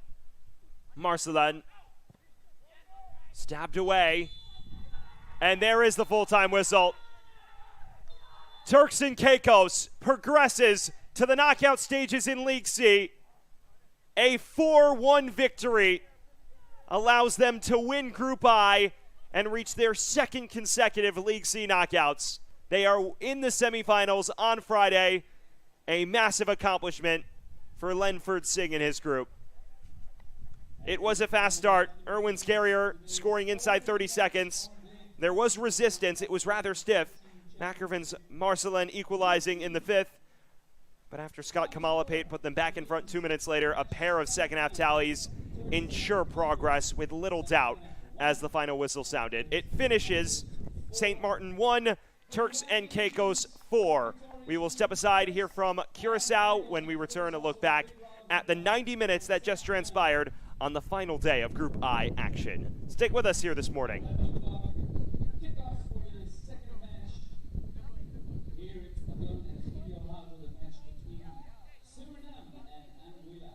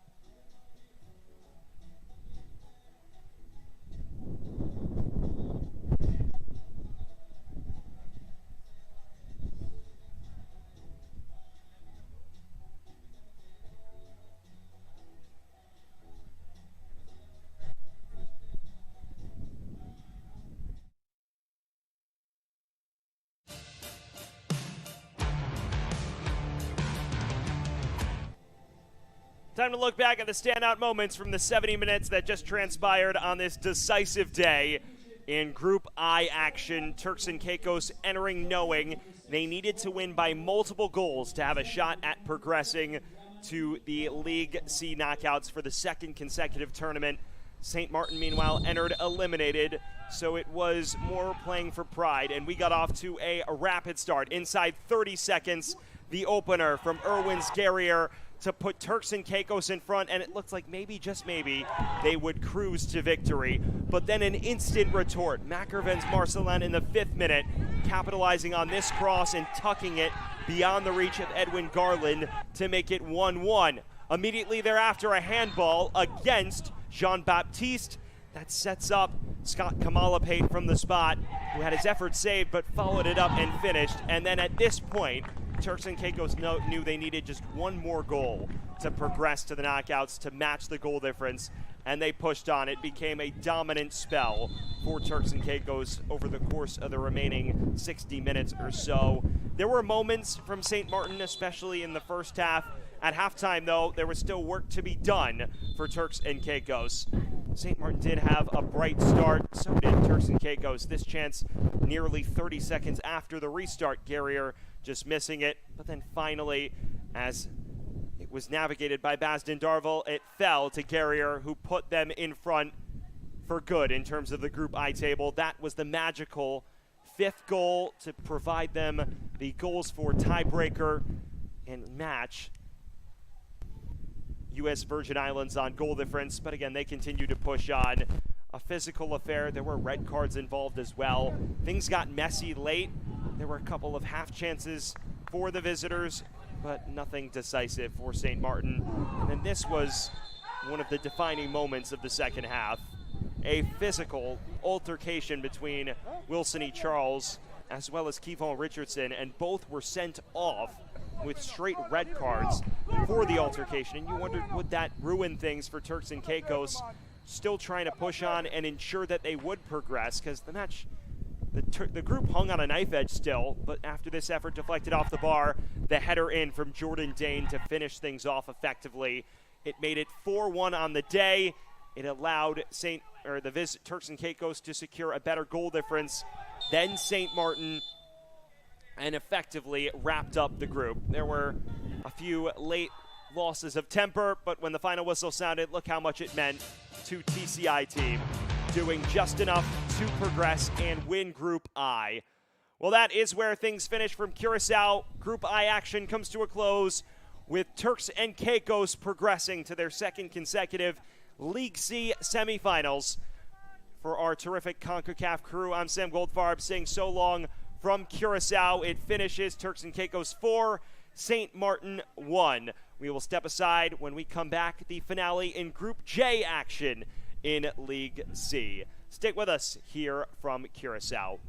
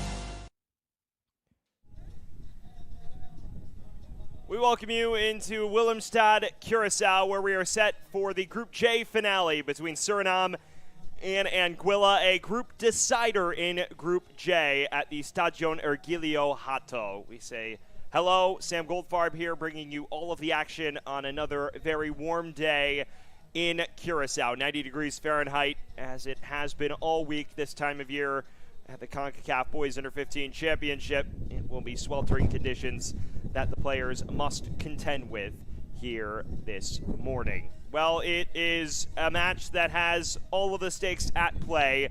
Suriname and Anguilla locking horns. One of these two teams will progress into the semifinals. Suriname currently with the significant edge in Group J. They win yesterday 5-3 against Sint Maarten. And how about Amoko Prefor's performance, scoring all 5 goals in what was a masterclass. The best performance we've seen all tournament, probably one of the best performances in Concacaf Boys Under 15 Championship history. But that is where we sit at the moment. Of course, Suriname right now, a squad that won that match against Sint Maarten, jumped out to a 3-0 start. Prefor scoring that hat trick in 30 minutes. And then basically from there, we're able to cruise. Did concede a couple of goals to make it interesting in the late stages of the first and second, but nothing that truly had the result in peril. It is a squad that historically has been fixtures in the League B fold, but due to not participating in U-17 World Cup qualifiers this winter, they dropped significantly into League C, where they are massive favorites to prevail. Now, it is not all signed, sealed, and delivered, because Anguilla earned a point 2 days ago against Sint Maarten themselves, a 1-1 draw. It was a nice goal from Keandre Bell, which opened the scoring before they were pegged back. And so that allows Anguilla the opportunity to progress if they win. Would they have to pull off one of the biggest upsets in potential tournament history, especially League C history? Yes, but they are in contention, and that sets the stage for what should be a fun one between these two sides. Suriname will progress with any sort of result. They have all of the cards in their favor. The question is, can they get over the line? We will find out in a matter of moments as our teams get set to take the pitch. Suriname and Anguilla competing for the first time in Boys Under 15 Championship history. We will step aside as the teams take the pitch. Suriname and Anguilla back with lineups and more information in a matter of moments.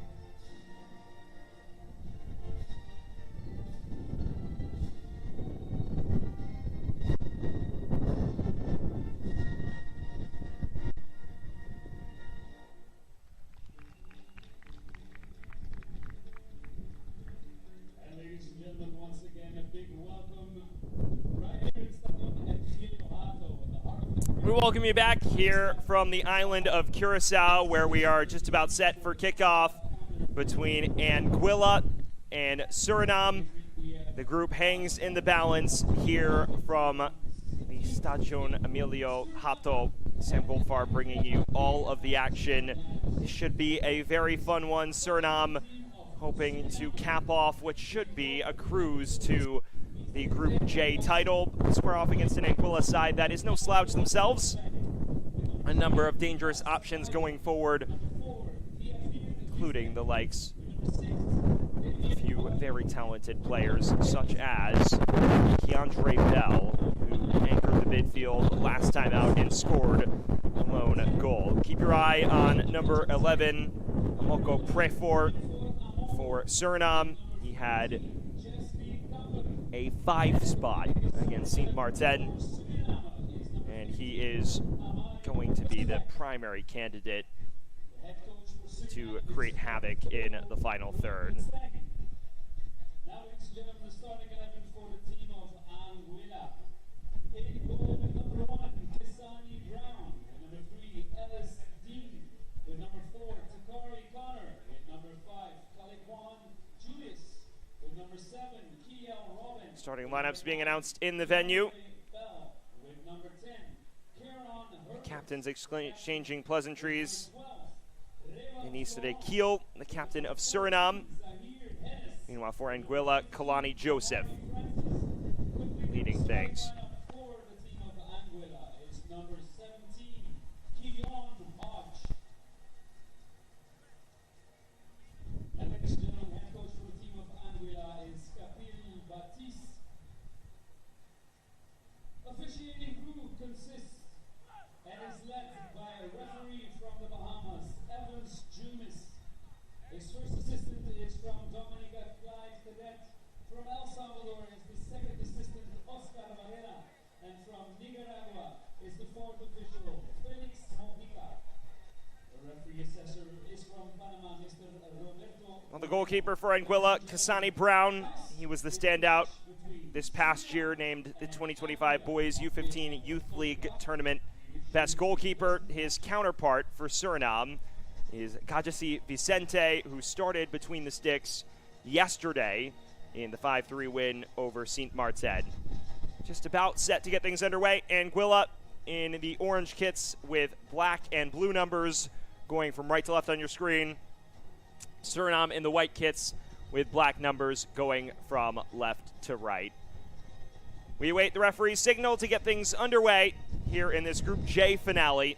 It is all to play for between these two footballing nations. Suriname needs any sort of result to progress. Anguilla needs to pull off what would be one of the surprises of the tournament in order to earn a berth to their first knockout stage.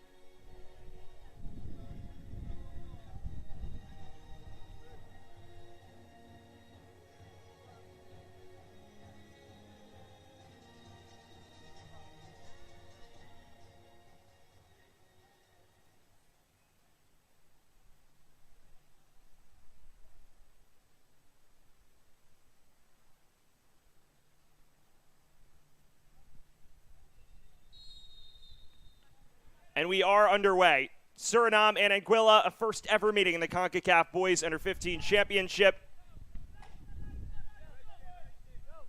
With League C semifinal berth on the line. Group J supremacy hangs in the balance. And there is Kalani Joseph, the captain for Anguilla.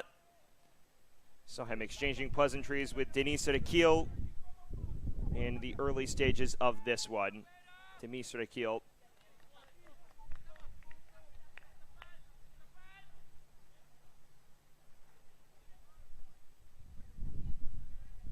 For Suriname, this is a rare foray into League C. We mentioned why they're here. They did not compete in U17 World Cup qualifiers, so they fell 8 spots in the U17 rankings.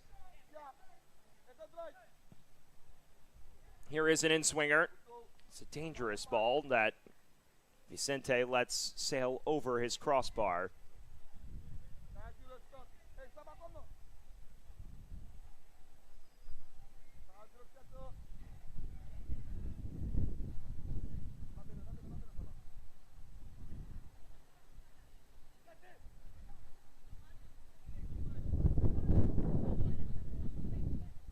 For those just joining us, we welcome you into this Group J finale. Suriname needs any sort of result.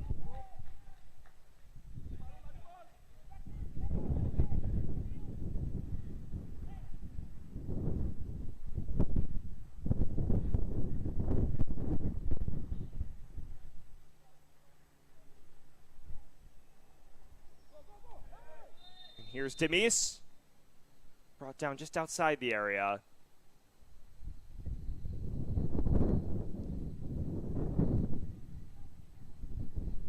Well, this is to be expected. Suriname pressing the issue off the top.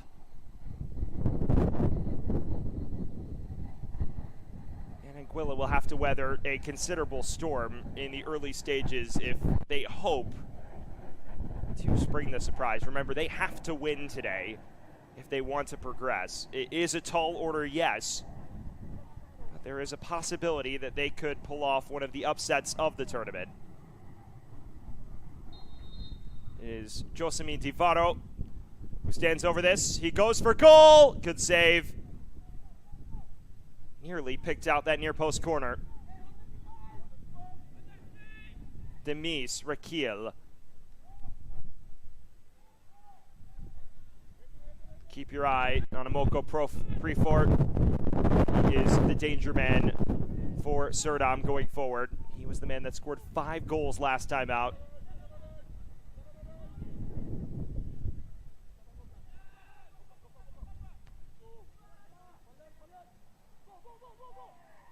Donning number 11 today. This knocked ahead. That is Prefort.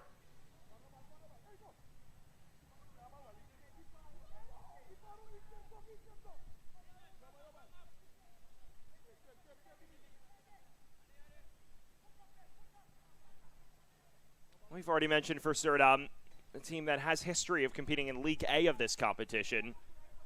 Only 6 years ago it was. They finished bottom of the group. It was a loaded group, mind you. The United States was in it. And they went pointless and goalless in that competition. Last time around, though, a bounce back in League B, narrowly missing out on the League B knockouts.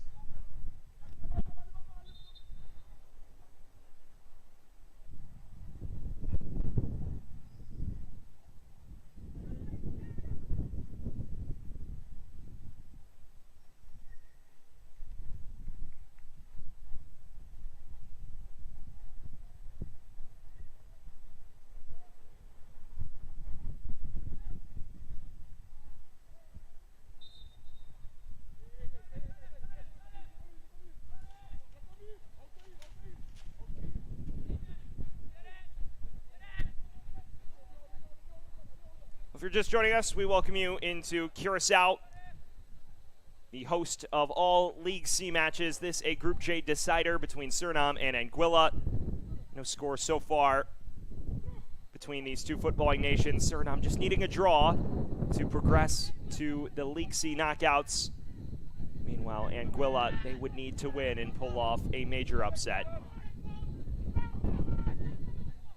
Here's Vicente, the goalkeeper, and bashes it clear under a bit of pressure.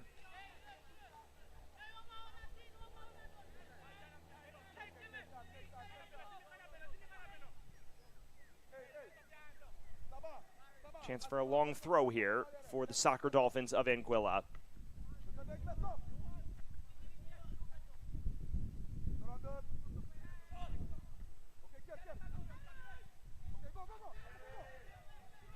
Floated away. Maybe options on the break now for Suriname.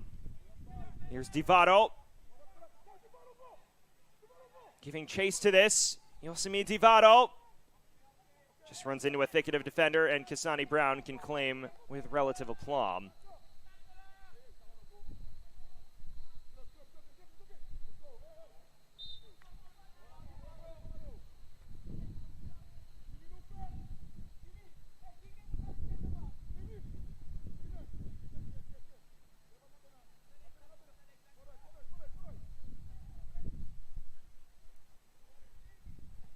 Here's Damien Wiaten. Maybe space for Anguilla to break. Damien collects.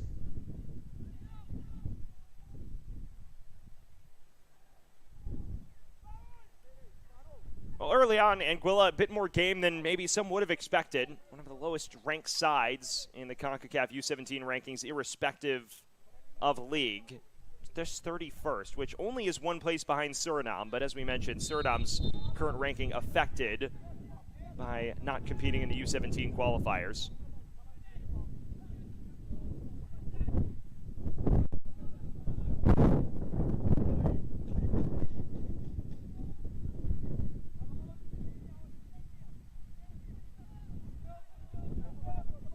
Floated forward, no trouble for Brown.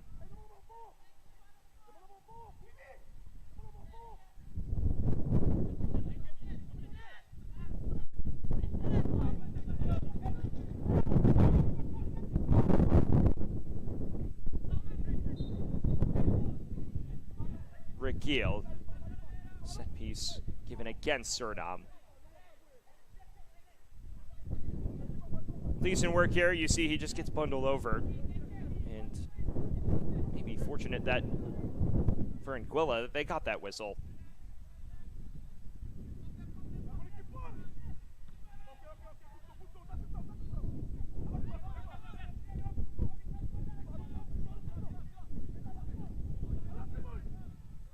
Here come the Soccer Dolphins. Just saw Takari Connor on the ball moments ago. One of a couple of Connor players with the last name Connor to feature in the Caribbean Challenge Series at the U14 level last summer.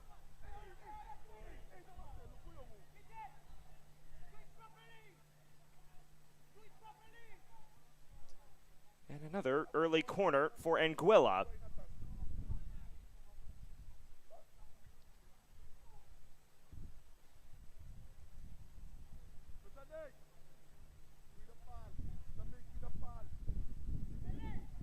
Anguilla has a bunch of players with legitimate high-level experience, not to mention the U14 tournament last summer.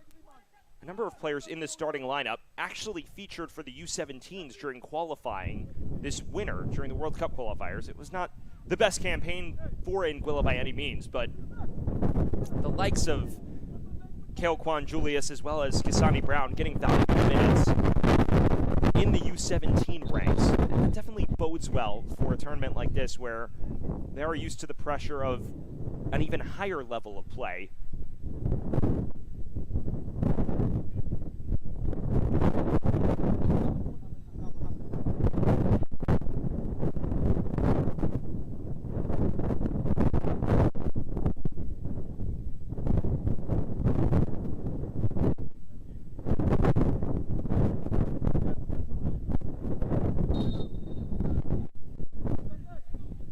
Corner coming for Anguilla. Taken with in-swing. It's a dangerous ball. Charged away by Suriname. This is Karen Herbert, the captain for Anguilla.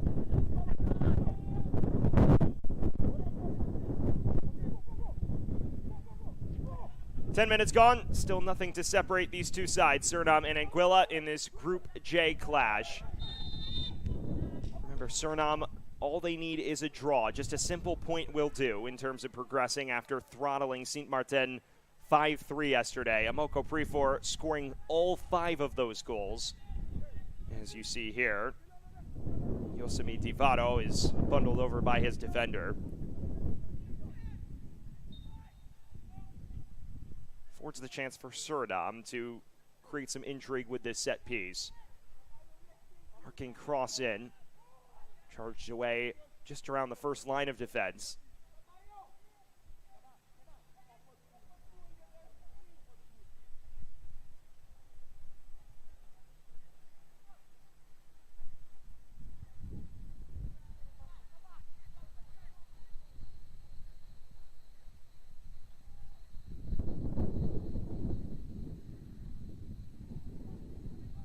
Here's Rekiel. Charged off it by Kijel Rubin.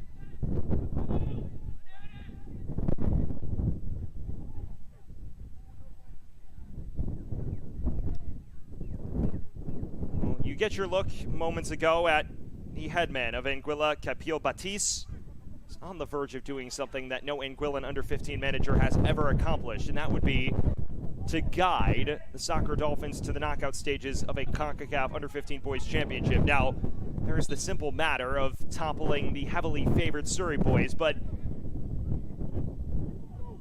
it's definitely something to be said for the circumstances his side faces right now. His counterpart, Orfeo Rondenstein, hoping to guide his squad back to a knockout stage after a pair of campaigns that came up a bit short in this competition.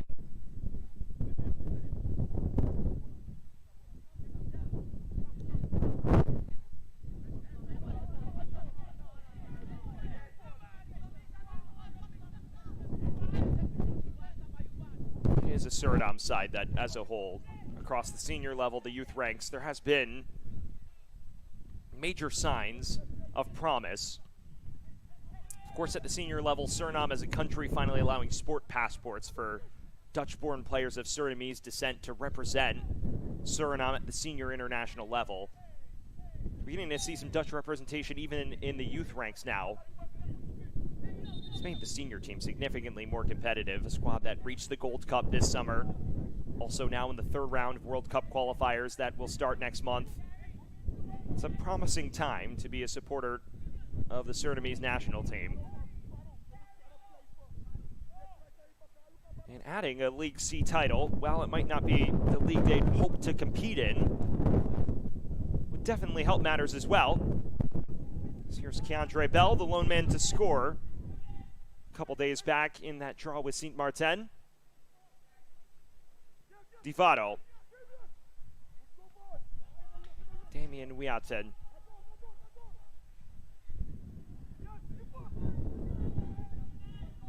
It's an inviting ball, and Vicente off his line to collect.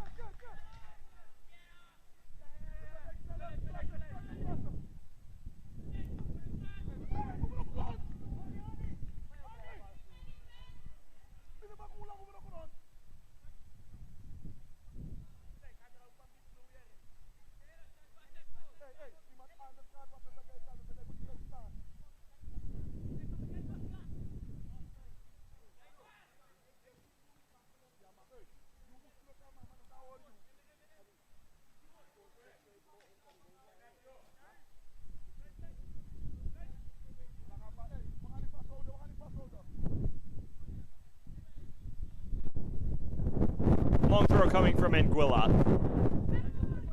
Toward the near post. Falls at the edge of the area. The whistle sounds against Suriname.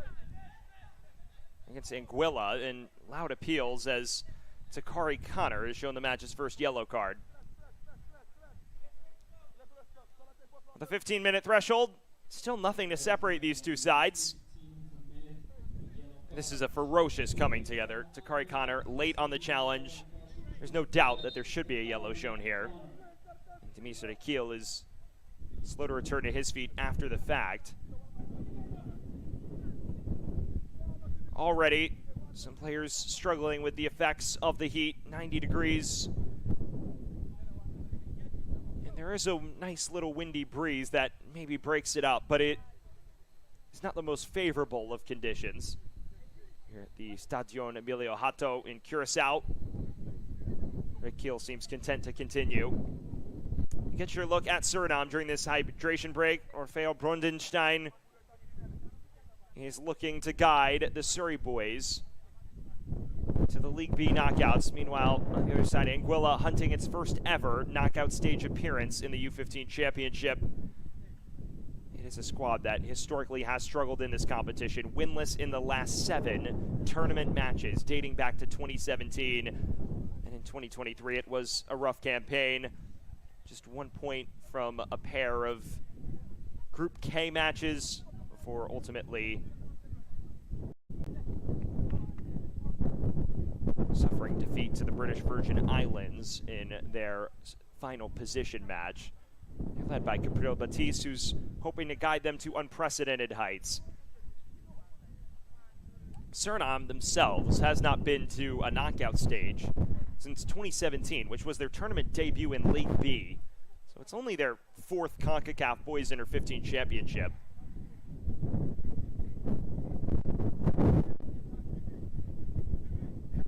But many, when they saw the draw, would have expected the Surrey boys to contend for their first ever crown in League C, which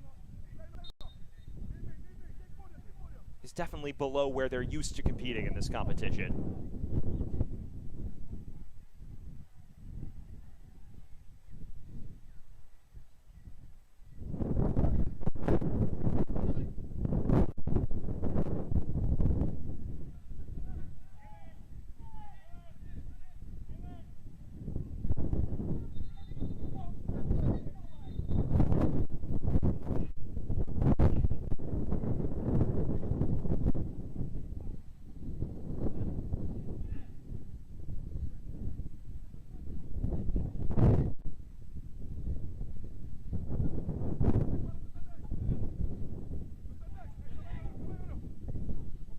Potential foray forward for Anguilla here. Immediately snatched back by the Surrey boys. And direct play the other direction. A man through on goal. It was not the best from Givato. Did his best to wiggle free from the convoy of Anguillan defenders. Dean. Here is Kijel Robin. Many players in this Anguillan side that played a key role during the CFU U-14 Challenge Series last summer. Anguilla competed in Tier 2 of that competition.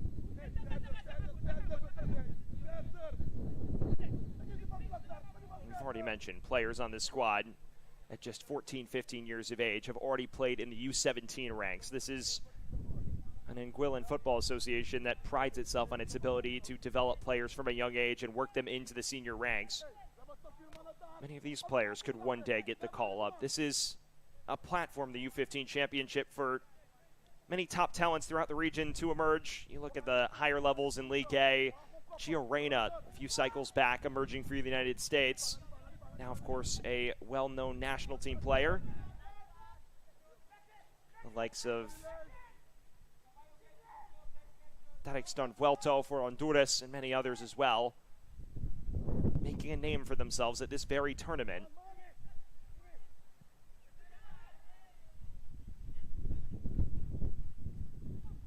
Dimitri.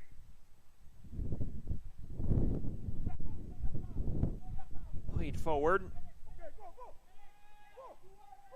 There's a runner in behind. It is Givato. Shoulder to shoulder with Dean, and the offside flag is raised.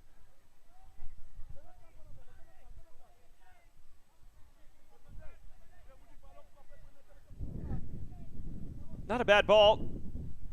50-50. They may have actually called the foul on Givato for instigating the contact. Not a lot in that, though. Snatched back again upfield. This time Herbert is penalized. 20 minutes gone. Still no score in this one. Anguilla holding their own and has not been overrun to the degree many would have expected. It's a very game effort thus far, although no chances of major note either direction just yet. But keeping the Surinamese side bottled up, that's about the first thing you can ask. If you can just keep the scoreline level or within a goal, you can make your opponent tighten up a little bit and open the door for a potential counterattack or set-piece moment.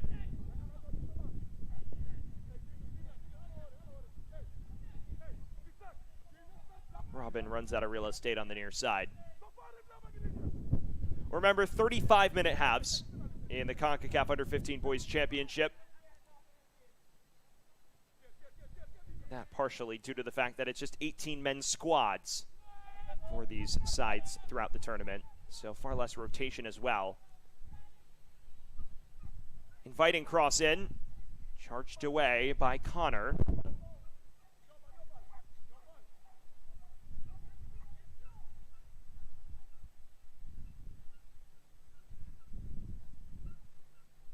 there is your look at Kasani Brown, the goalkeeper for Anguilla. I've already discussed his pedigree, playing already with the U-17 team at times. Heard the U-15 call up this cycle after being named the best under-15 goalkeeper in the country of Anguilla. Switch of the play now. Immediately muscled off it is Melville.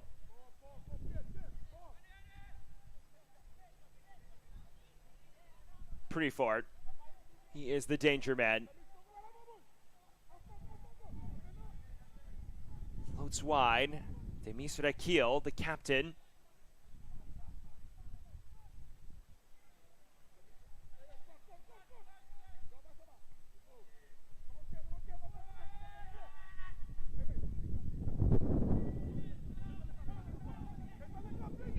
Maybe options to break now.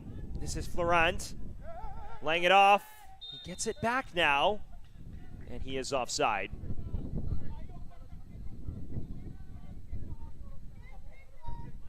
There are signs of promise when Anguilla has time to counter. You just wonder if maybe this isn't as straightforward as the neutrals may have thought entering the fray. Givaro. Link up with Omoko. Prefor.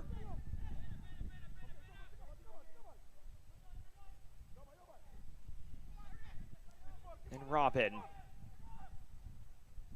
Sending it ahead. Rather routine for Vicente in the end.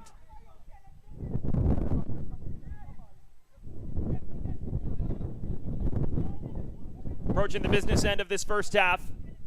Still nothing to separate Suriname and Anguilla. And as this goes on, you see the Soccer Dolphins grow into it increasingly more. It adds a layer of intrigue behind a fixture that many would have expected Suriname to win. Now remember, it is still a tall order for Anguilla. They must win to progress. It isn't just a result that does the trick. Suriname, any semblance of points does the job. And that is courtesy of what was a 5-3 annihilation of Saint Martin yesterday.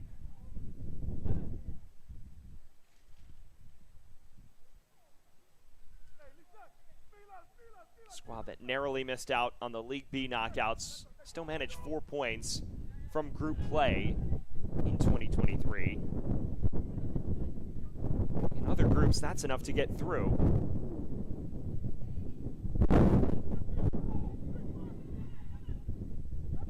Space to try and create something here. A long-range effort. Stabbed at. Winds up going wide.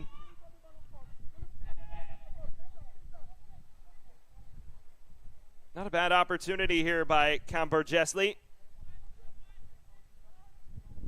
Just puts his laces through it and it knuckles the wrong direction.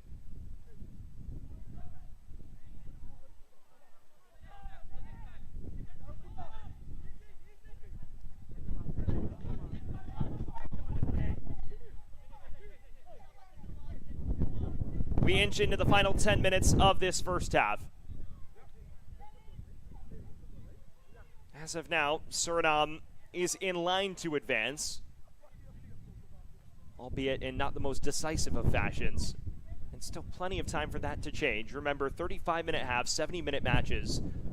So definitely as well, more parity involved if Anguilla can snatch an opener. There have been no signs of either side truly threatening just yet, though. Rekil loses out this time. Orange shirts flooding ahead. Now some options in the box for Anguilla. A chipped cross over the on-rushing Jamari Francis, and it should go out just for a goal kick.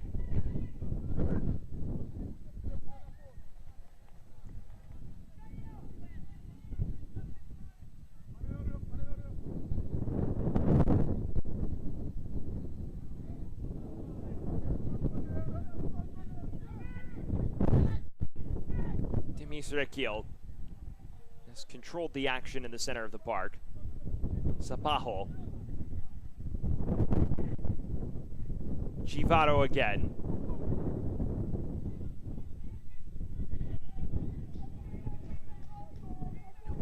greeted on the near side.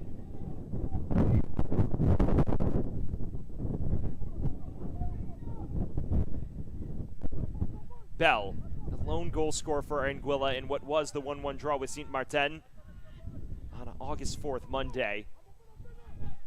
He scored the opener, got Anguilla off to a very, very favorable start. This is run out of play for what should just be an Anguillan goal kick. Beginning to see Amoko Prifor try to put his imprints on this. By this point, he had scored a hat trick against Saint Martin yesterday. Hasn't quite had the runway or amount of touches required to replicate that feat just yet. He is the brightest bulb in this U-15 squad for Danacio. One of 3 South American nations to be members of Concacaf, in addition to Guyana and French Guiana. Robin in plenty of space now.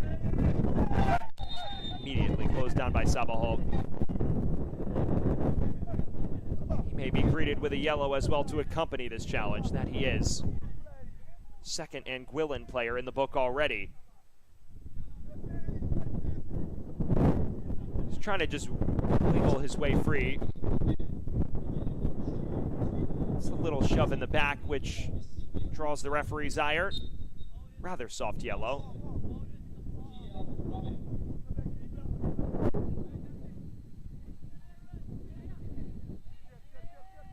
Robin's had a few good touches of it. Nothing truly testing Suriname's back line yet.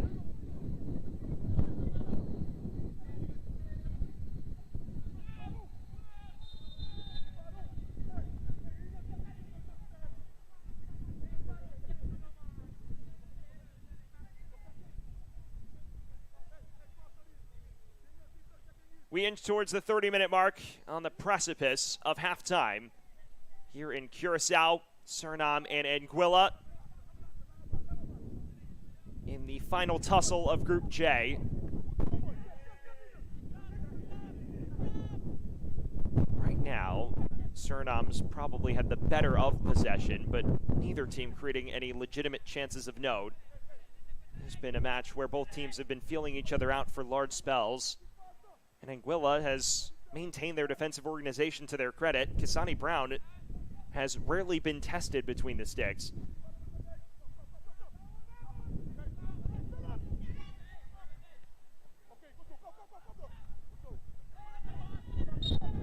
Amadio concedes the set piece. Well done by Ruel Florent.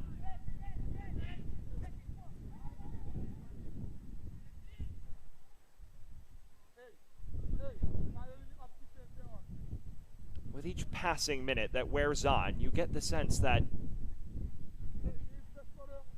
Anguilla could very well pose some problems for Suriname. Might I see Vicente maybe tested more than he expected entering the afternoon. Herbert stands over this.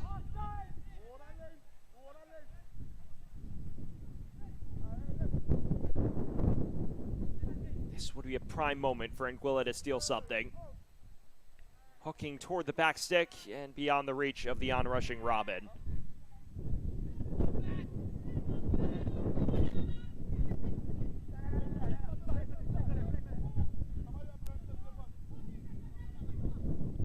"30 minutes gone. Still nothing to separate these two sides in the Group J finale, the deciding match here in this League B Group J clash.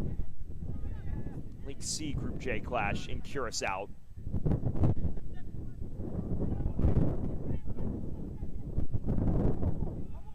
Another dangerous ball towards Amoko Prifor. Does latch onto it.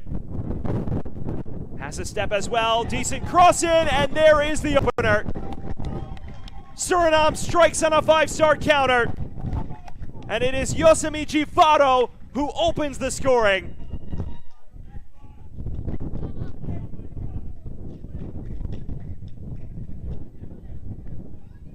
A well-worked move by the Surrey boys. A great cross from Amoko Prifor right into the path of Givado.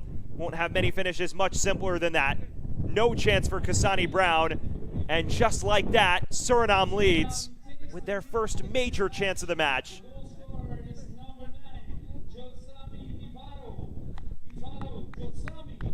Suriname 1, Anguilla 0. And the quest to pull an upset just got that much tougher. As things stand, Suriname well on its way to advancing to the League C semis. And it would take Anguilla fully flipping it on its head to change that.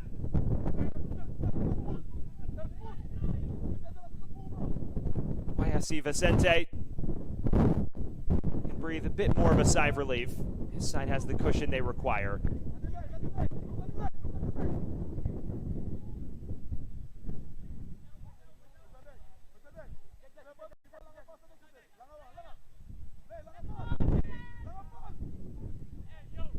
It is a great goal from Josemi Givaro, who started up front yesterday. No goals to his name because Prefor scored all of them. Scores today, though. And Suriname hunting more carnage before the break, it seems. Damien. The referee will briefly stop play as the captain, Keandre Bell, is down, as well as another Anguilla player.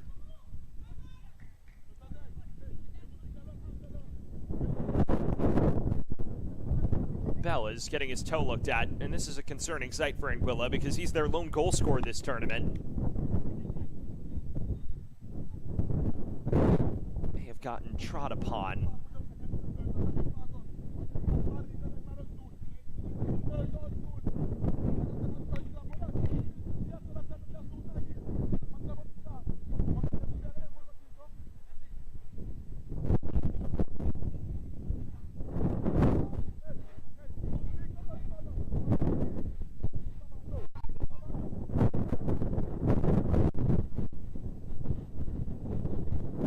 Suriname pushing for one more before the break. A second would all but wrap up the group.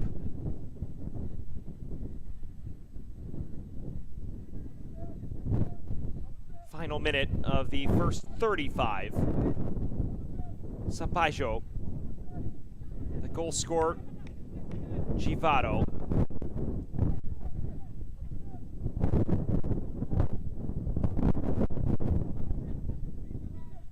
Requil. Knocking about with so much confidence since the opening goal. They look to be a different team at the moment. It's a little tight to open things, but this might be a chance. Keandre Bell is in. It is still Bell! Just drags it wide. That a glaring opportunity for Anguilla to equalize. Is that the miss? They will come to rue. Keandre Bell snatching it back after an error at the back. Had a one-on-one and just tries to pick out that bottom right corner. Drags it too far wide. That was their golden opportunity. 1 minute of added time separates us from intermission.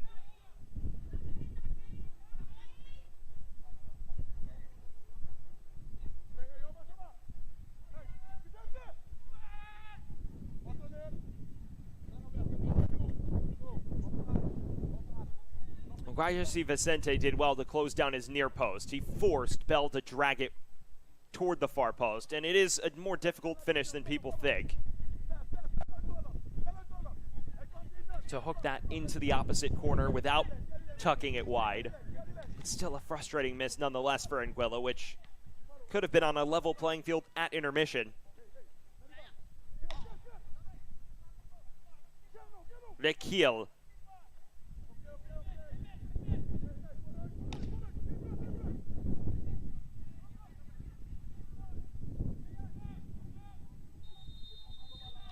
There is the halftime whistle.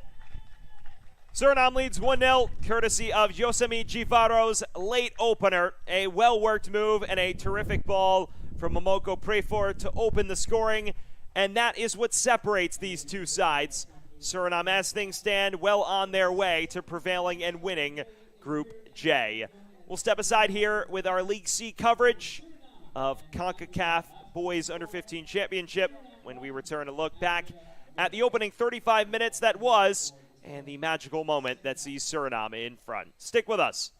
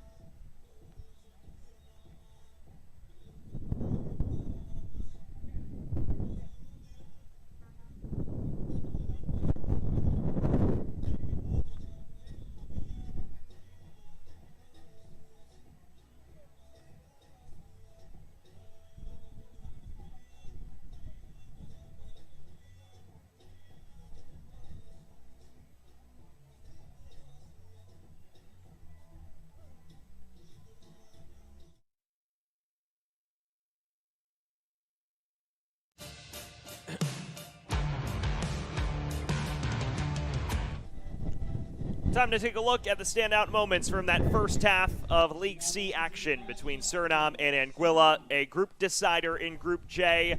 Anguilla knowing they needed to topple the Surrey boys, Suriname knowing a draw or anything better will do the trick. Anguilla entered hoping to pull what would have been a massive surprise upset, but they find themselves having to do so from behind at halftime, courtesy of a late opener by Josemi Givaro. We got underway, and it was a cagey start for both teams. Neither side creating many opportunities of note. We expected Suriname off the top to try and dominate proceedings. That didn't really happen. Anguilla actually having the better of the half chances, forcing YFC Vicente into the action, and then a free kick chance that nearly was buried by Givaro, but he would get his magical moment a few minutes later. Anguilla did come in fierce with challenges, a couple of yellow cards in that first half from our lead official, Kijel Robin and Zakari Connor, both in the book now. Suriname had a couple half chances that were spurned, but nothing truly imminent through the first 30 minutes or so.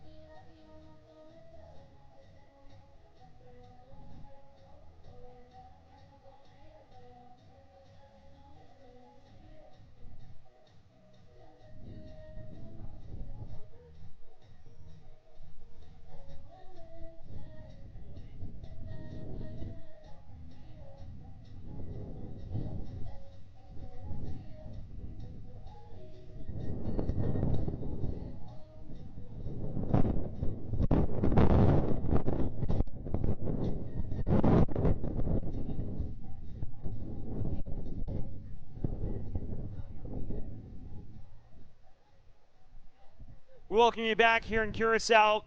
A couple of changes taking place for Suriname.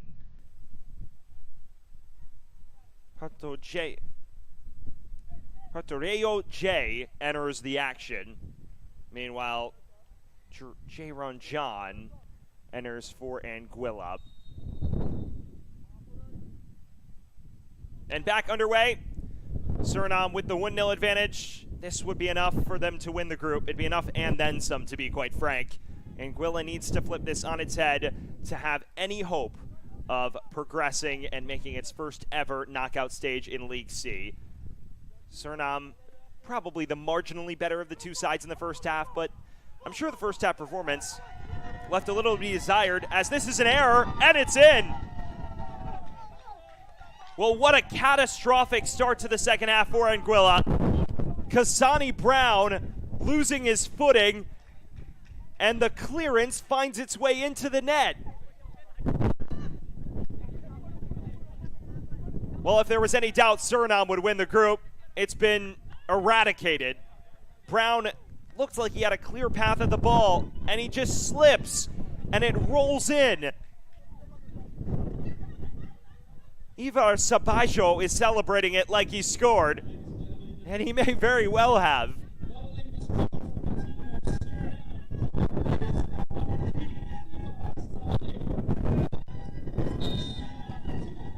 Well, what a moment that is for Suriname. 2-0. Huge assist, though, to an error by Caicos Brown, who loses his footing, falls on the deck, and the ball rolls into the net on a clearance.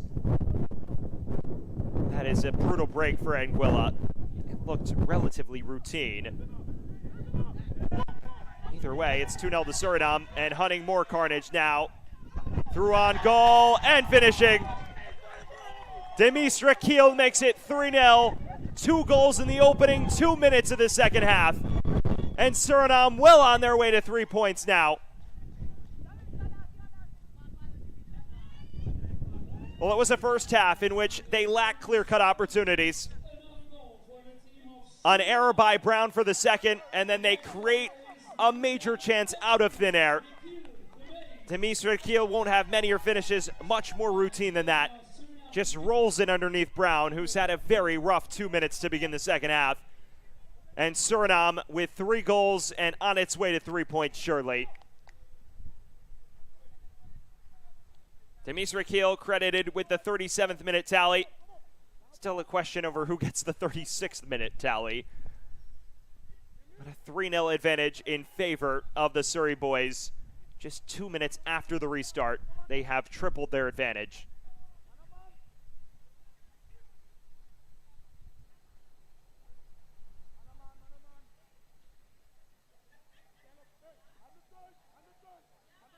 Must be said, Anguilla put forth a game effort in the opening 35, a chance to tie it as well right before the break. And you just wonder if that chance by Keandre Bell is the moment they'll come to rue. Could have been on a level playing field at halftime.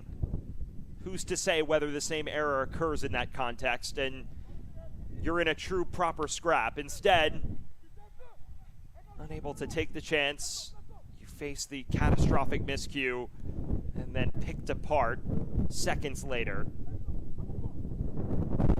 It has become much more routine for Guajasi Vicente between the sticks.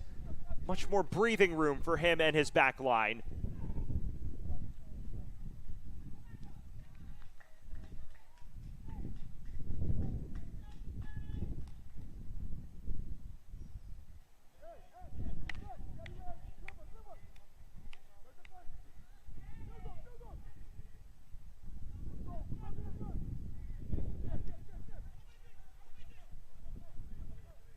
There's a drop of the shoulder. Prefor supplied the opener. Now escorted wide. Another cross towards Givato, who was not far away from tapping that in for his second. This time the cross coming from Sabajo. An excellent overlapping run involved with Prefor, and Suriname starting to fire on all cylinders. For those just joining us, Suriname scoring twice in as many minutes after the break. An error by Kasani Brown, losing his footing, allowed a clearance to roll in. And then a minute later, Demis Rekil threw on goal, just rolling it underneath the goalkeeper. And Anguilla's side, that was in the match at halftime, is facing the prospect of a proper rout.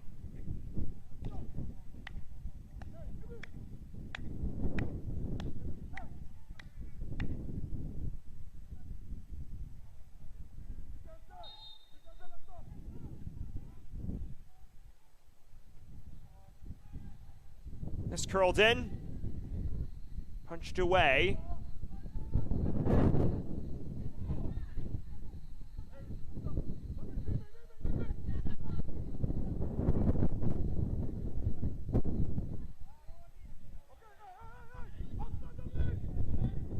Important note also for Anguilla, Kalani Joseph entered.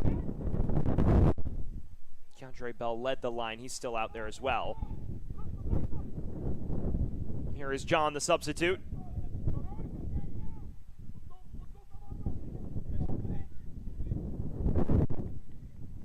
Well, less than 30 to play, and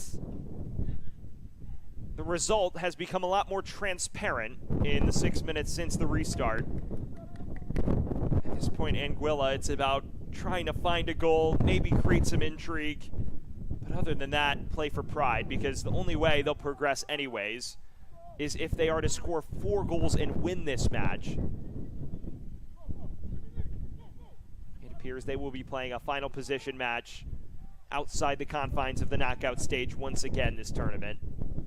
Meanwhile, Suriname, potential favorites in League C, staking their claim here in the second.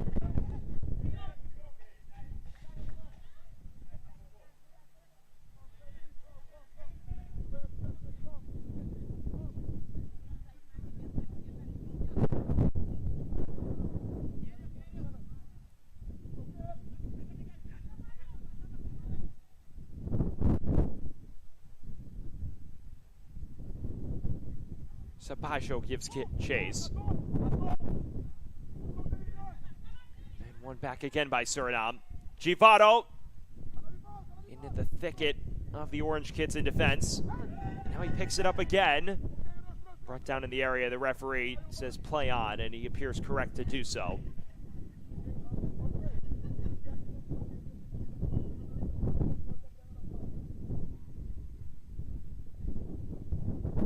It's a decent challenge from Joseph.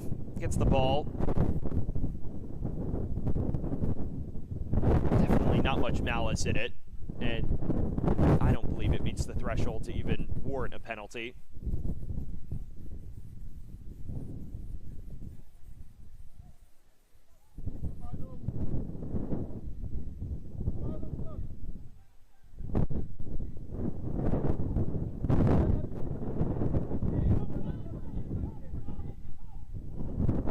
For those just joining us, we welcome you into Curacao. Sam Goldfarb bringing you all of the action second half between Suriname and Anguilla in this Group J decider. And it appears Group J has been decided. A 3-0 advantage for Suriname, a team that entered today only needing a draw to progress to the League C semifinals. And they've achieved much more than that.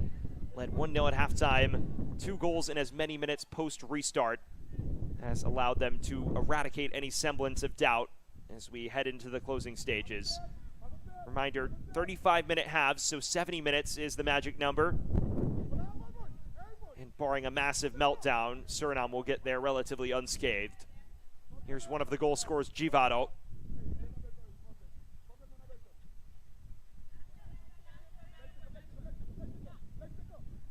Melvio.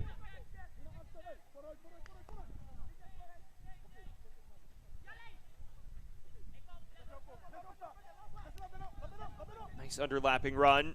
Jessley gets there first. Back for a Melvio again. Suriname twisting the screws, knocking it about with more confidence than we've seen all afternoon.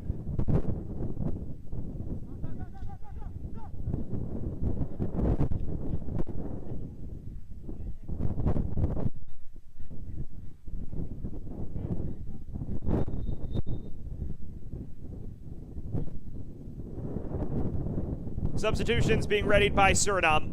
A triple change, including one between the sticks, as the Surrey boys see this out.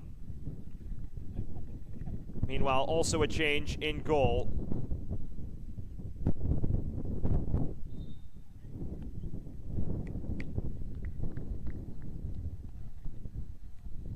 It is Adicero Densroy who replaces Vicente.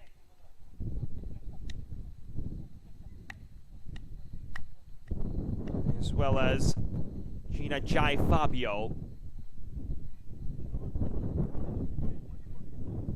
One further as well, Kenyi Achong enters for Suriname. So triple swap, one of which occurs between the sticks for the Surinamese. Anguilla, meanwhile, as this cooling break takes effect, appears to be contemplating changes of their own. This is the moment that caused the floodgates to open. Brown coming off his line, lost his footing, and the ball just bounces over his head and in. Sapasho celebrated it, and Suriname at that point knew they were effectively home free. Tacked on one more for good measure. Another error at the back, and then the keel was through. A routine one-on-one finish to wrap up all 3 points relatively confidently.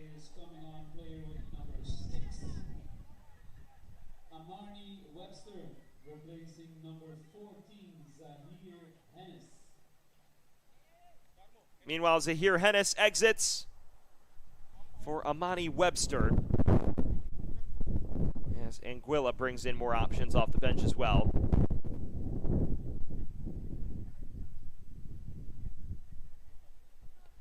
Changes across the board, with both sides clearly knowing their respective fates. For Suriname, this gets interesting. The other side in the 3-team group today to clinch a berth in the semifinals is Turks and Caicos. So will it be them, or will it be a winner of one of the 4-team groups? That is the question at hand at the moment. Turks and Caicos looked relatively strong this morning. It wouldn't be a routine matchup by any means. Bell.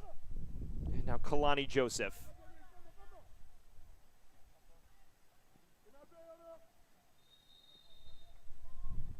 There is an Anguillan player that takes a tumble.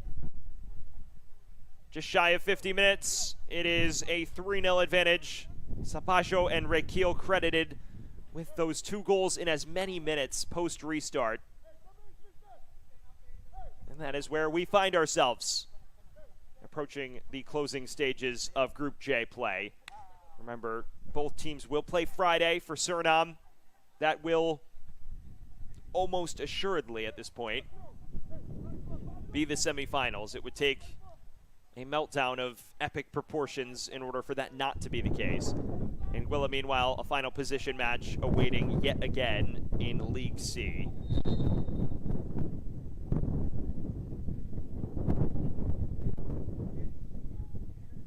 And now the question becomes, can Suriname keep that clean sheet?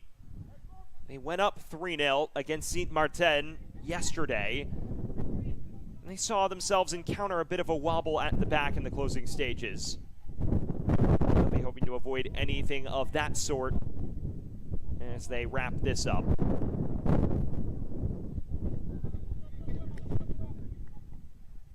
Melvio loses it out of play.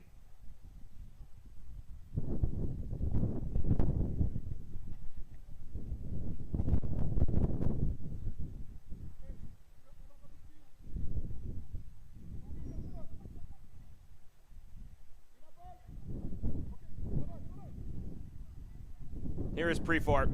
It was his goal, his assist that opened the scoring. A terrific cross into the path of Givato. That was the difference maker at halftime. Oh, what has changed since? Quite a bit. John, the substitute, keeps possession for Anguilla. Either way for Anguilla, there are still positives to take from their group campaign. They earned that hard-fought draw with Sint Maarten took a lead in that match, probably could have won it.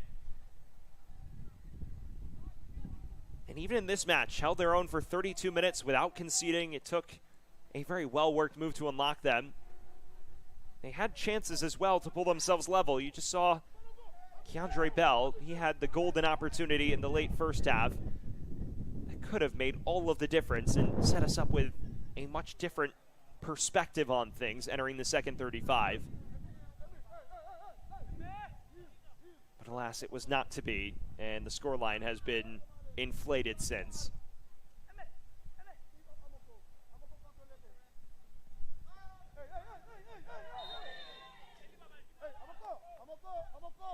Prefor wins a set piece for Suriname.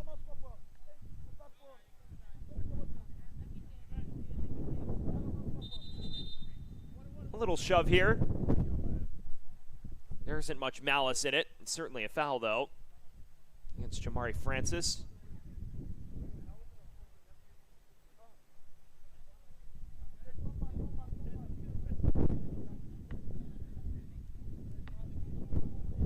And now we appear to be in our designated cooling break period, as more changes also prepare to enter for Suriname.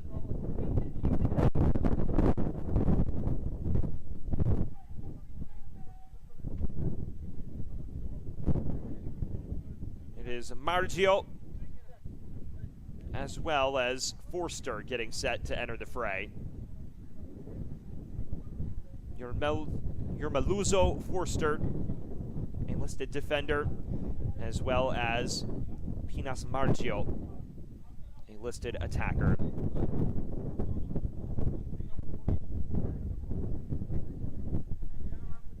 We are in our hydro break here in Group J, the finale, and Suriname has brought the fireworks in the second half. A pair of goals in the first 2 minutes to wrap up what should be a comfortable 3-0 victory.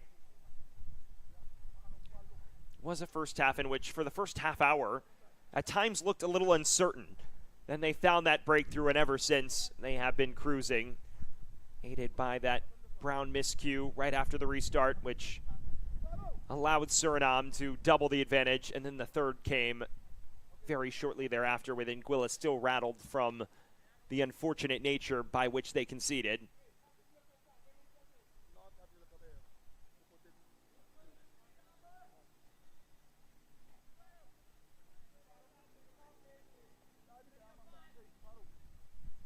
And at this point, it all seems academic, whether or not Anguilla can make the scoreline appear more respectable and maybe make the scoreline reflect their efforts, because they have had their moments, especially in the first half. That ball curled towards goal, and no trouble in the end for Kasani Brown.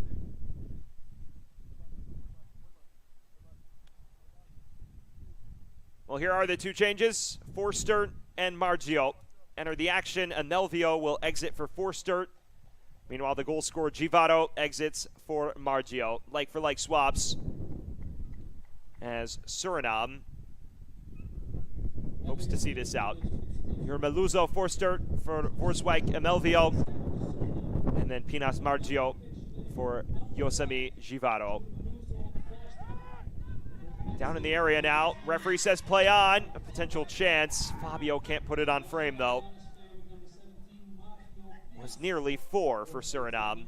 And now Margio, the substitute who literally just entered, is prone on the deck.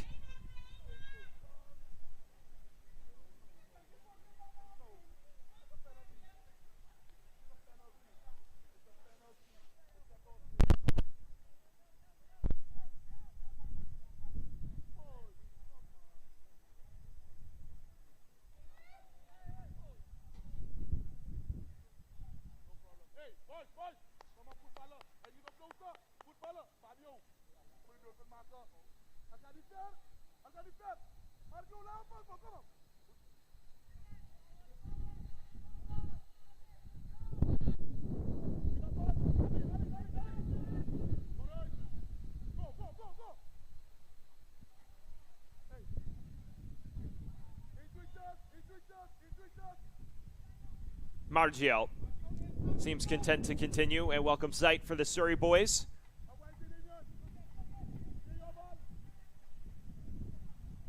Giving chase is Herbert.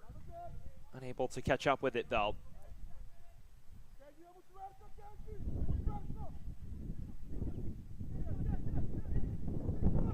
Quick turn. Options ahead as well. Margio rolls all the way out.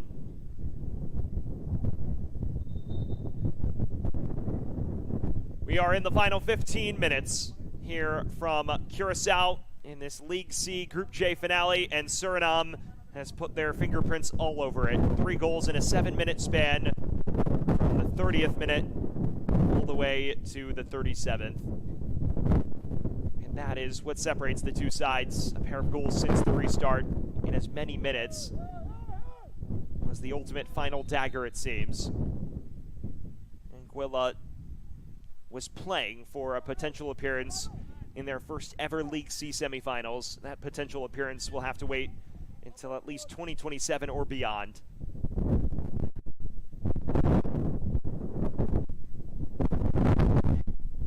You see here, Damien just playing it forward and down on the deck, as now changes come for Anguilla, one of which occurs between the sticks. Cassani Brown exits. He is replaced by Cadewan Julius.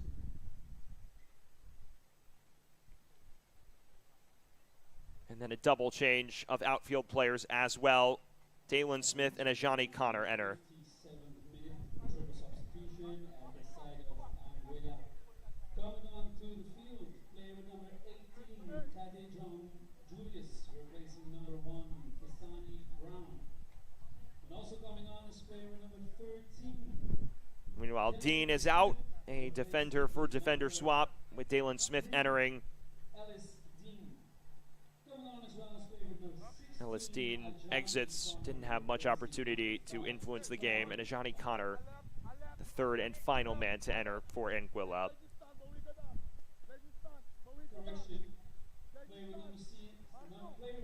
Suriname, meanwhile, it appears that Wadian Damien is sprinting over to the touchline as well. So maybe readying a change in midfield as well. High arcing ball in toward the back stick. Cadewan Julius won't have to pass a test that time. Julius and Cassani Brown have been in an active goalkeeping battle. Brown favored of the two, both called up to the U-14s last summer. Brown a little more pedigree. We've already mentioned the domestic success he's had. As Julius collects this, the offside flag was raised anyways.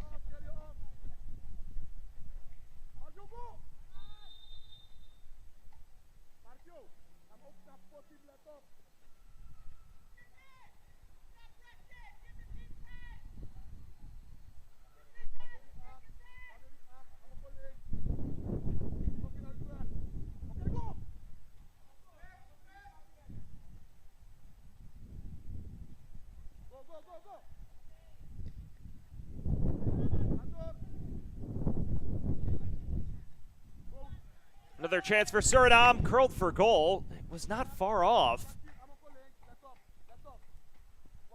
Well, they are relentless. Continue to push pedal to the metal despite the scoreline on their hands. Even though the result is effectively secured and success passage into the semifinals is also going to be locked up in a matter of 10 minutes or so. They continue to hunt more. Far more initiative than they showed in the first half. Rekiel looking through now. Clever flick. Pray for. Not far off, just wide. And that might be the only thing that's missing from this match. After scoring 5 in his U-15 debut, Amoko Prefort has yet to find the back of the net today. That was a chance to do so. Just knuckled wide.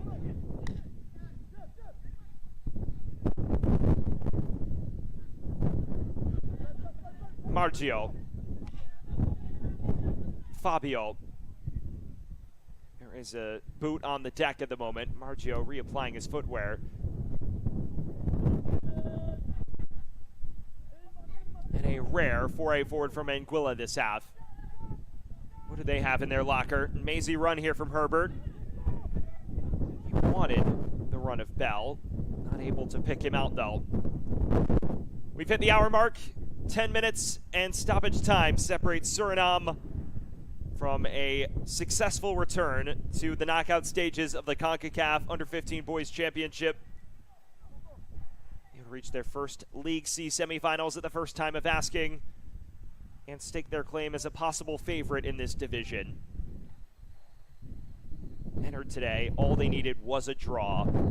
They have done far more than that, and Anguilla would have needed to win to topple them from their perch, and that they have not.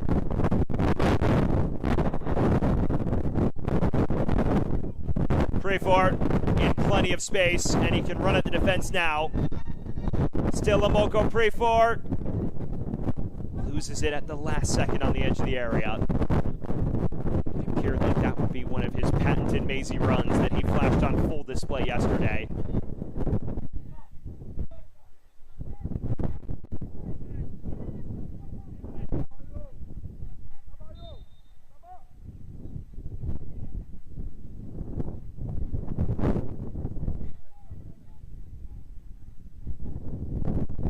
One more change for Suriname, as they look to see this out. Rhys Adriel.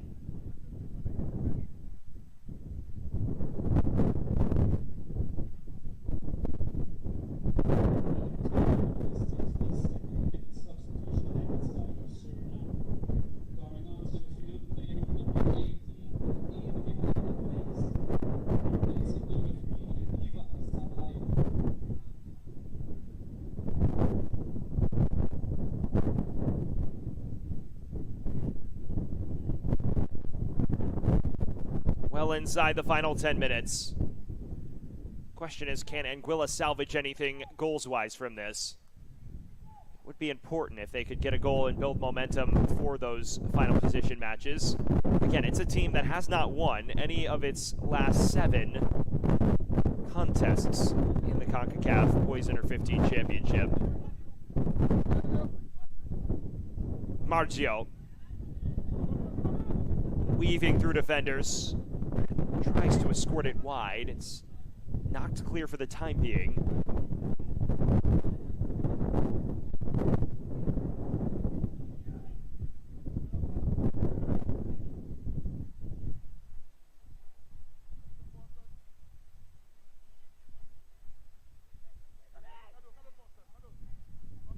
Another inviting run forward. Switch of the play now.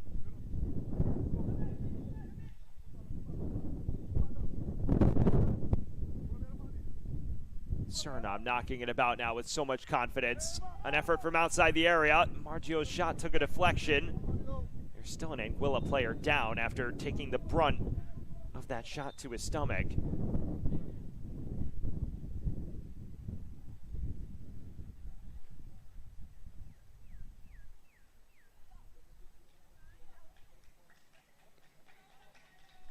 Well, he's been the man of the hour all tournament. Amoko Prefor, the 5 goals yesterday, the assist today. Shaping up to be one of the best players in this entire tournament. And we've mentioned the opportunity to make a name for yourself, to become a star at the Under-15 Championship. The big names in CONCACAF that have emerged through this competition and established themselves as top talents throughout the region. Amoko Prefor may just be doing that. Maybe he didn't have the clear volume of efforts on goal that he had yesterday, but still one of the most impactful pieces donning the white kit of Suriname today. Stakari Connor is still a bit shaken up. There's another Anguilla player also down on the near side.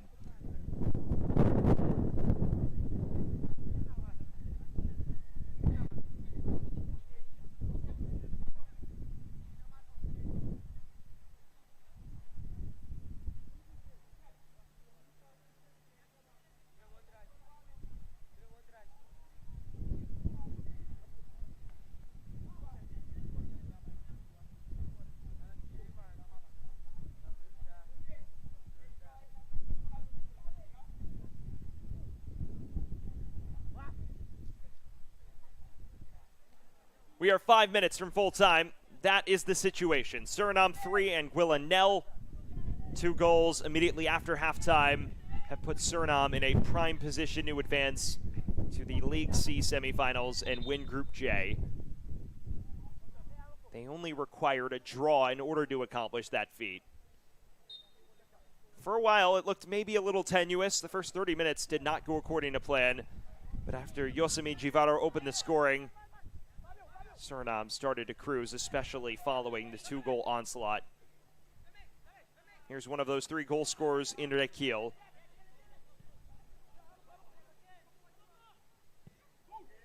Prefort, right at the goalkeeper though. Not a bad stop by Cadewan Julius. Well, he's trying to get his goal now. Puts plenty of venom behind this, but just directed right at Julius. Would have taken a little more pinpoint accuracy to beat him from that distance. Rekiel now has a number of options. The back heel doesn't come off.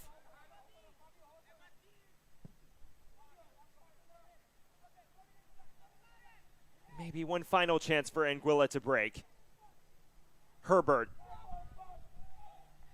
taken down with a well-timed tackle. No mistakes from Suriname defensively. They seem motivated to pursue that clean sheet.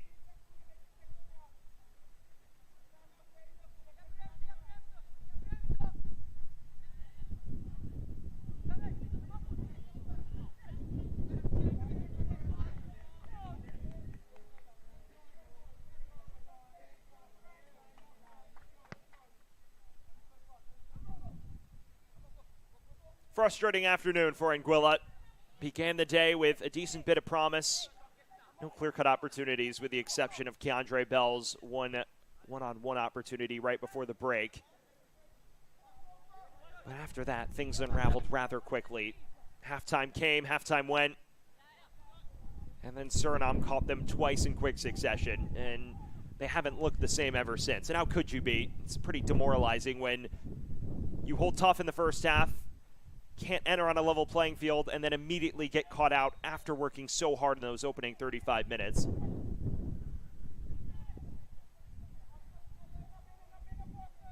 Also is hard when you concede 3 goals and then the team knocks it about with much more confidence than they began the day with. It is a series of unfortunate events that have all gone against Anguilla today. There's potential for consolation though. John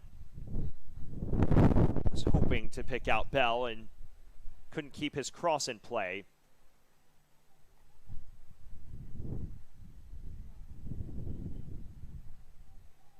No trouble for Densroy, who's had nothing to face thus far for the Surrey boys, who have continued to control the match between the 18s and mostly in Anguilla's half.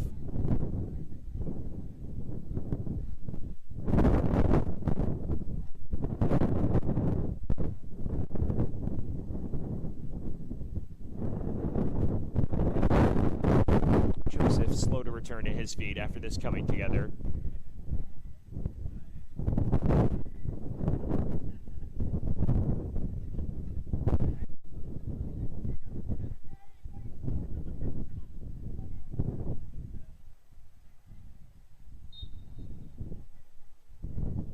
Final minute of the initial 70. All eyes will be on the 4th official in a matter of moments.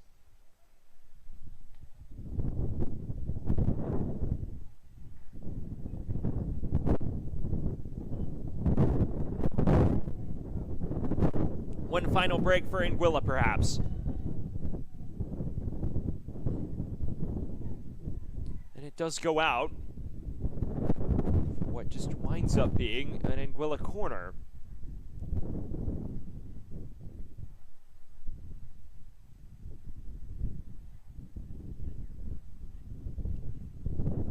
We've already spoken about what's next for Anguilla. That is the final position match on Friday. Suriname also will play Friday. That will be in the League C semifinals.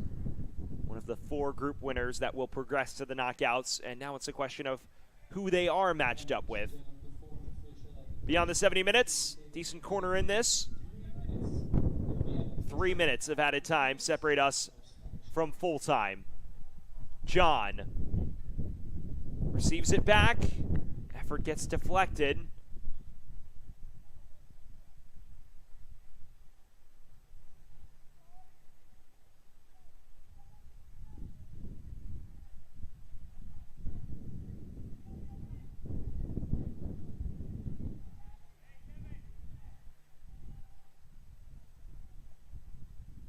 Densroy's well off his line.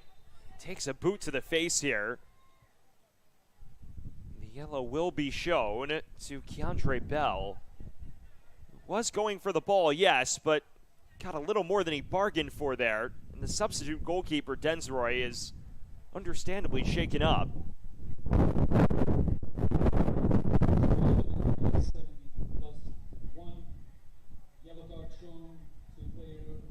He does get the ball first. He unfortunately also gets a significant piece of Arachero Densroy's face. That may be Bell's final involvement on a day where he'll look back on that one chance he missed. Still got himself in good spots, though. Prayfort, unable to thread it through to his counterpart. This is Herbert. Ushering it wide to Bell. Can he bag his goal before the day is done?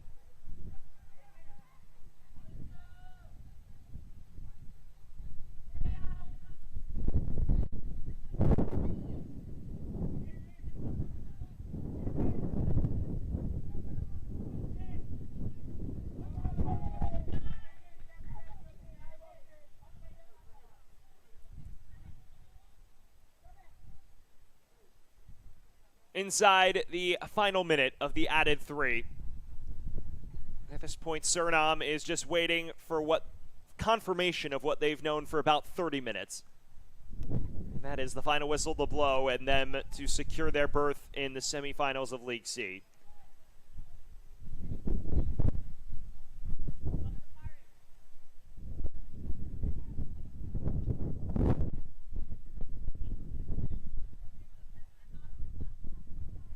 Will be a perfect 6 from 6 for the Surrey boys, and you would have expected nothing less when the groups were drawn either. Travella cross in. Nearly reaches the boots of John, who can't keep it in play. And all eyes on our lead official. There is the full-time whistle. Suriname, as expected, advances to the League C semifinals. A resounding 3-0 victory over Anguilla, and they win Group J in deserved fashion. It was the opener by Yosemi Jivaro shortly before halftime, and then 2 goals in as many minutes after intermission to pull Suriname in a comfortable advantage inside the opening 40 minutes, and from there, able to cruise. It finishes Suriname 3, Anguilla 0. Suriname into the League C semis, Anguilla awaiting their fate in the final position matches. We'll step aside briefly when we return, a look back at the 70 minutes that just transpired here from Curacao.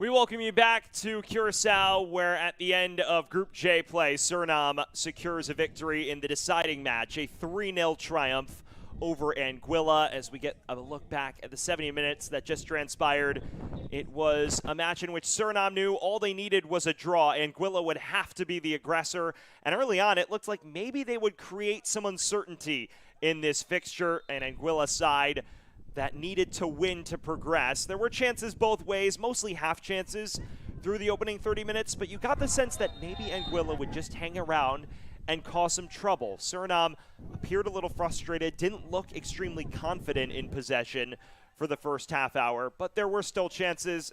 Givaro getting free here, just losing his footing. Eventually, though, Suriname would strike, and once they struck, things began to go from decent to better. There were chances for Anguilla as well. You'll see the opener in a matter of moments after you see this series of physical play between Robin and the Suriname defense. And it was kind of a battle between the 18s for the first 25 minutes or so. No real decisive opportunities until here. Who else was it but Amoko Prefor drawing the defender, this low cross in that finds the on-rushing Yosemi Givaro, who converted and made it 1-0 inside 35 minutes. There was a major chance for Anguilla before the break, though. Keandre Brown getting free on goal. You thought maybe he would equalize, but just drags it wide, and that was the golden chance for Anguilla to make a difference in this match. After that, things went downhill for Anguilla rather quickly. This clearance that literally found its way in because Kasani Brown lost his footing. It's just a devastating error there that allowed Suriname to take the lead just 30 seconds after the restart. And after that, another one came. Another error at the back. Pouncing on it was Rekiel, who just had the most routine one-on-one finish you will see all week. And that was the decisive blow, truly, in the 37th minute. From there, Anguilla playing catch-up and never truly troubling Suriname, who was in cruise control for the remainder of the 70 minutes. It made for a nice routine close to things for Suriname. It may have been a scoreline that flattered Suriname, given the way they started the match, but definitely dominant when it mattered, and towards the end, all of the chances were in the way of the Surrey boys. Amok Prefor nearly converting there, and then had another chance that was deflected. It probably could have been 4 or 5 by the end of the day, but at the end of things, it was just the 3, and that was more than enough for Suriname to progress. Well, that is where things finish from Curacao. Group J comes to a close with Suriname the victor. A perfect 6 points from 6 to clinch a berth in the League C semifinals. Meanwhile, Anguilla, they will need to go back to the drawing board and await their opponent on Friday's final position matches. For our terrific broadcast crew for Concacaf, I'm Sam Goldfarb saying so long from Curacao. It finishes Suriname 3, Anguilla 0. Suriname now into the League C semis. Have a great rest of your day, everyone.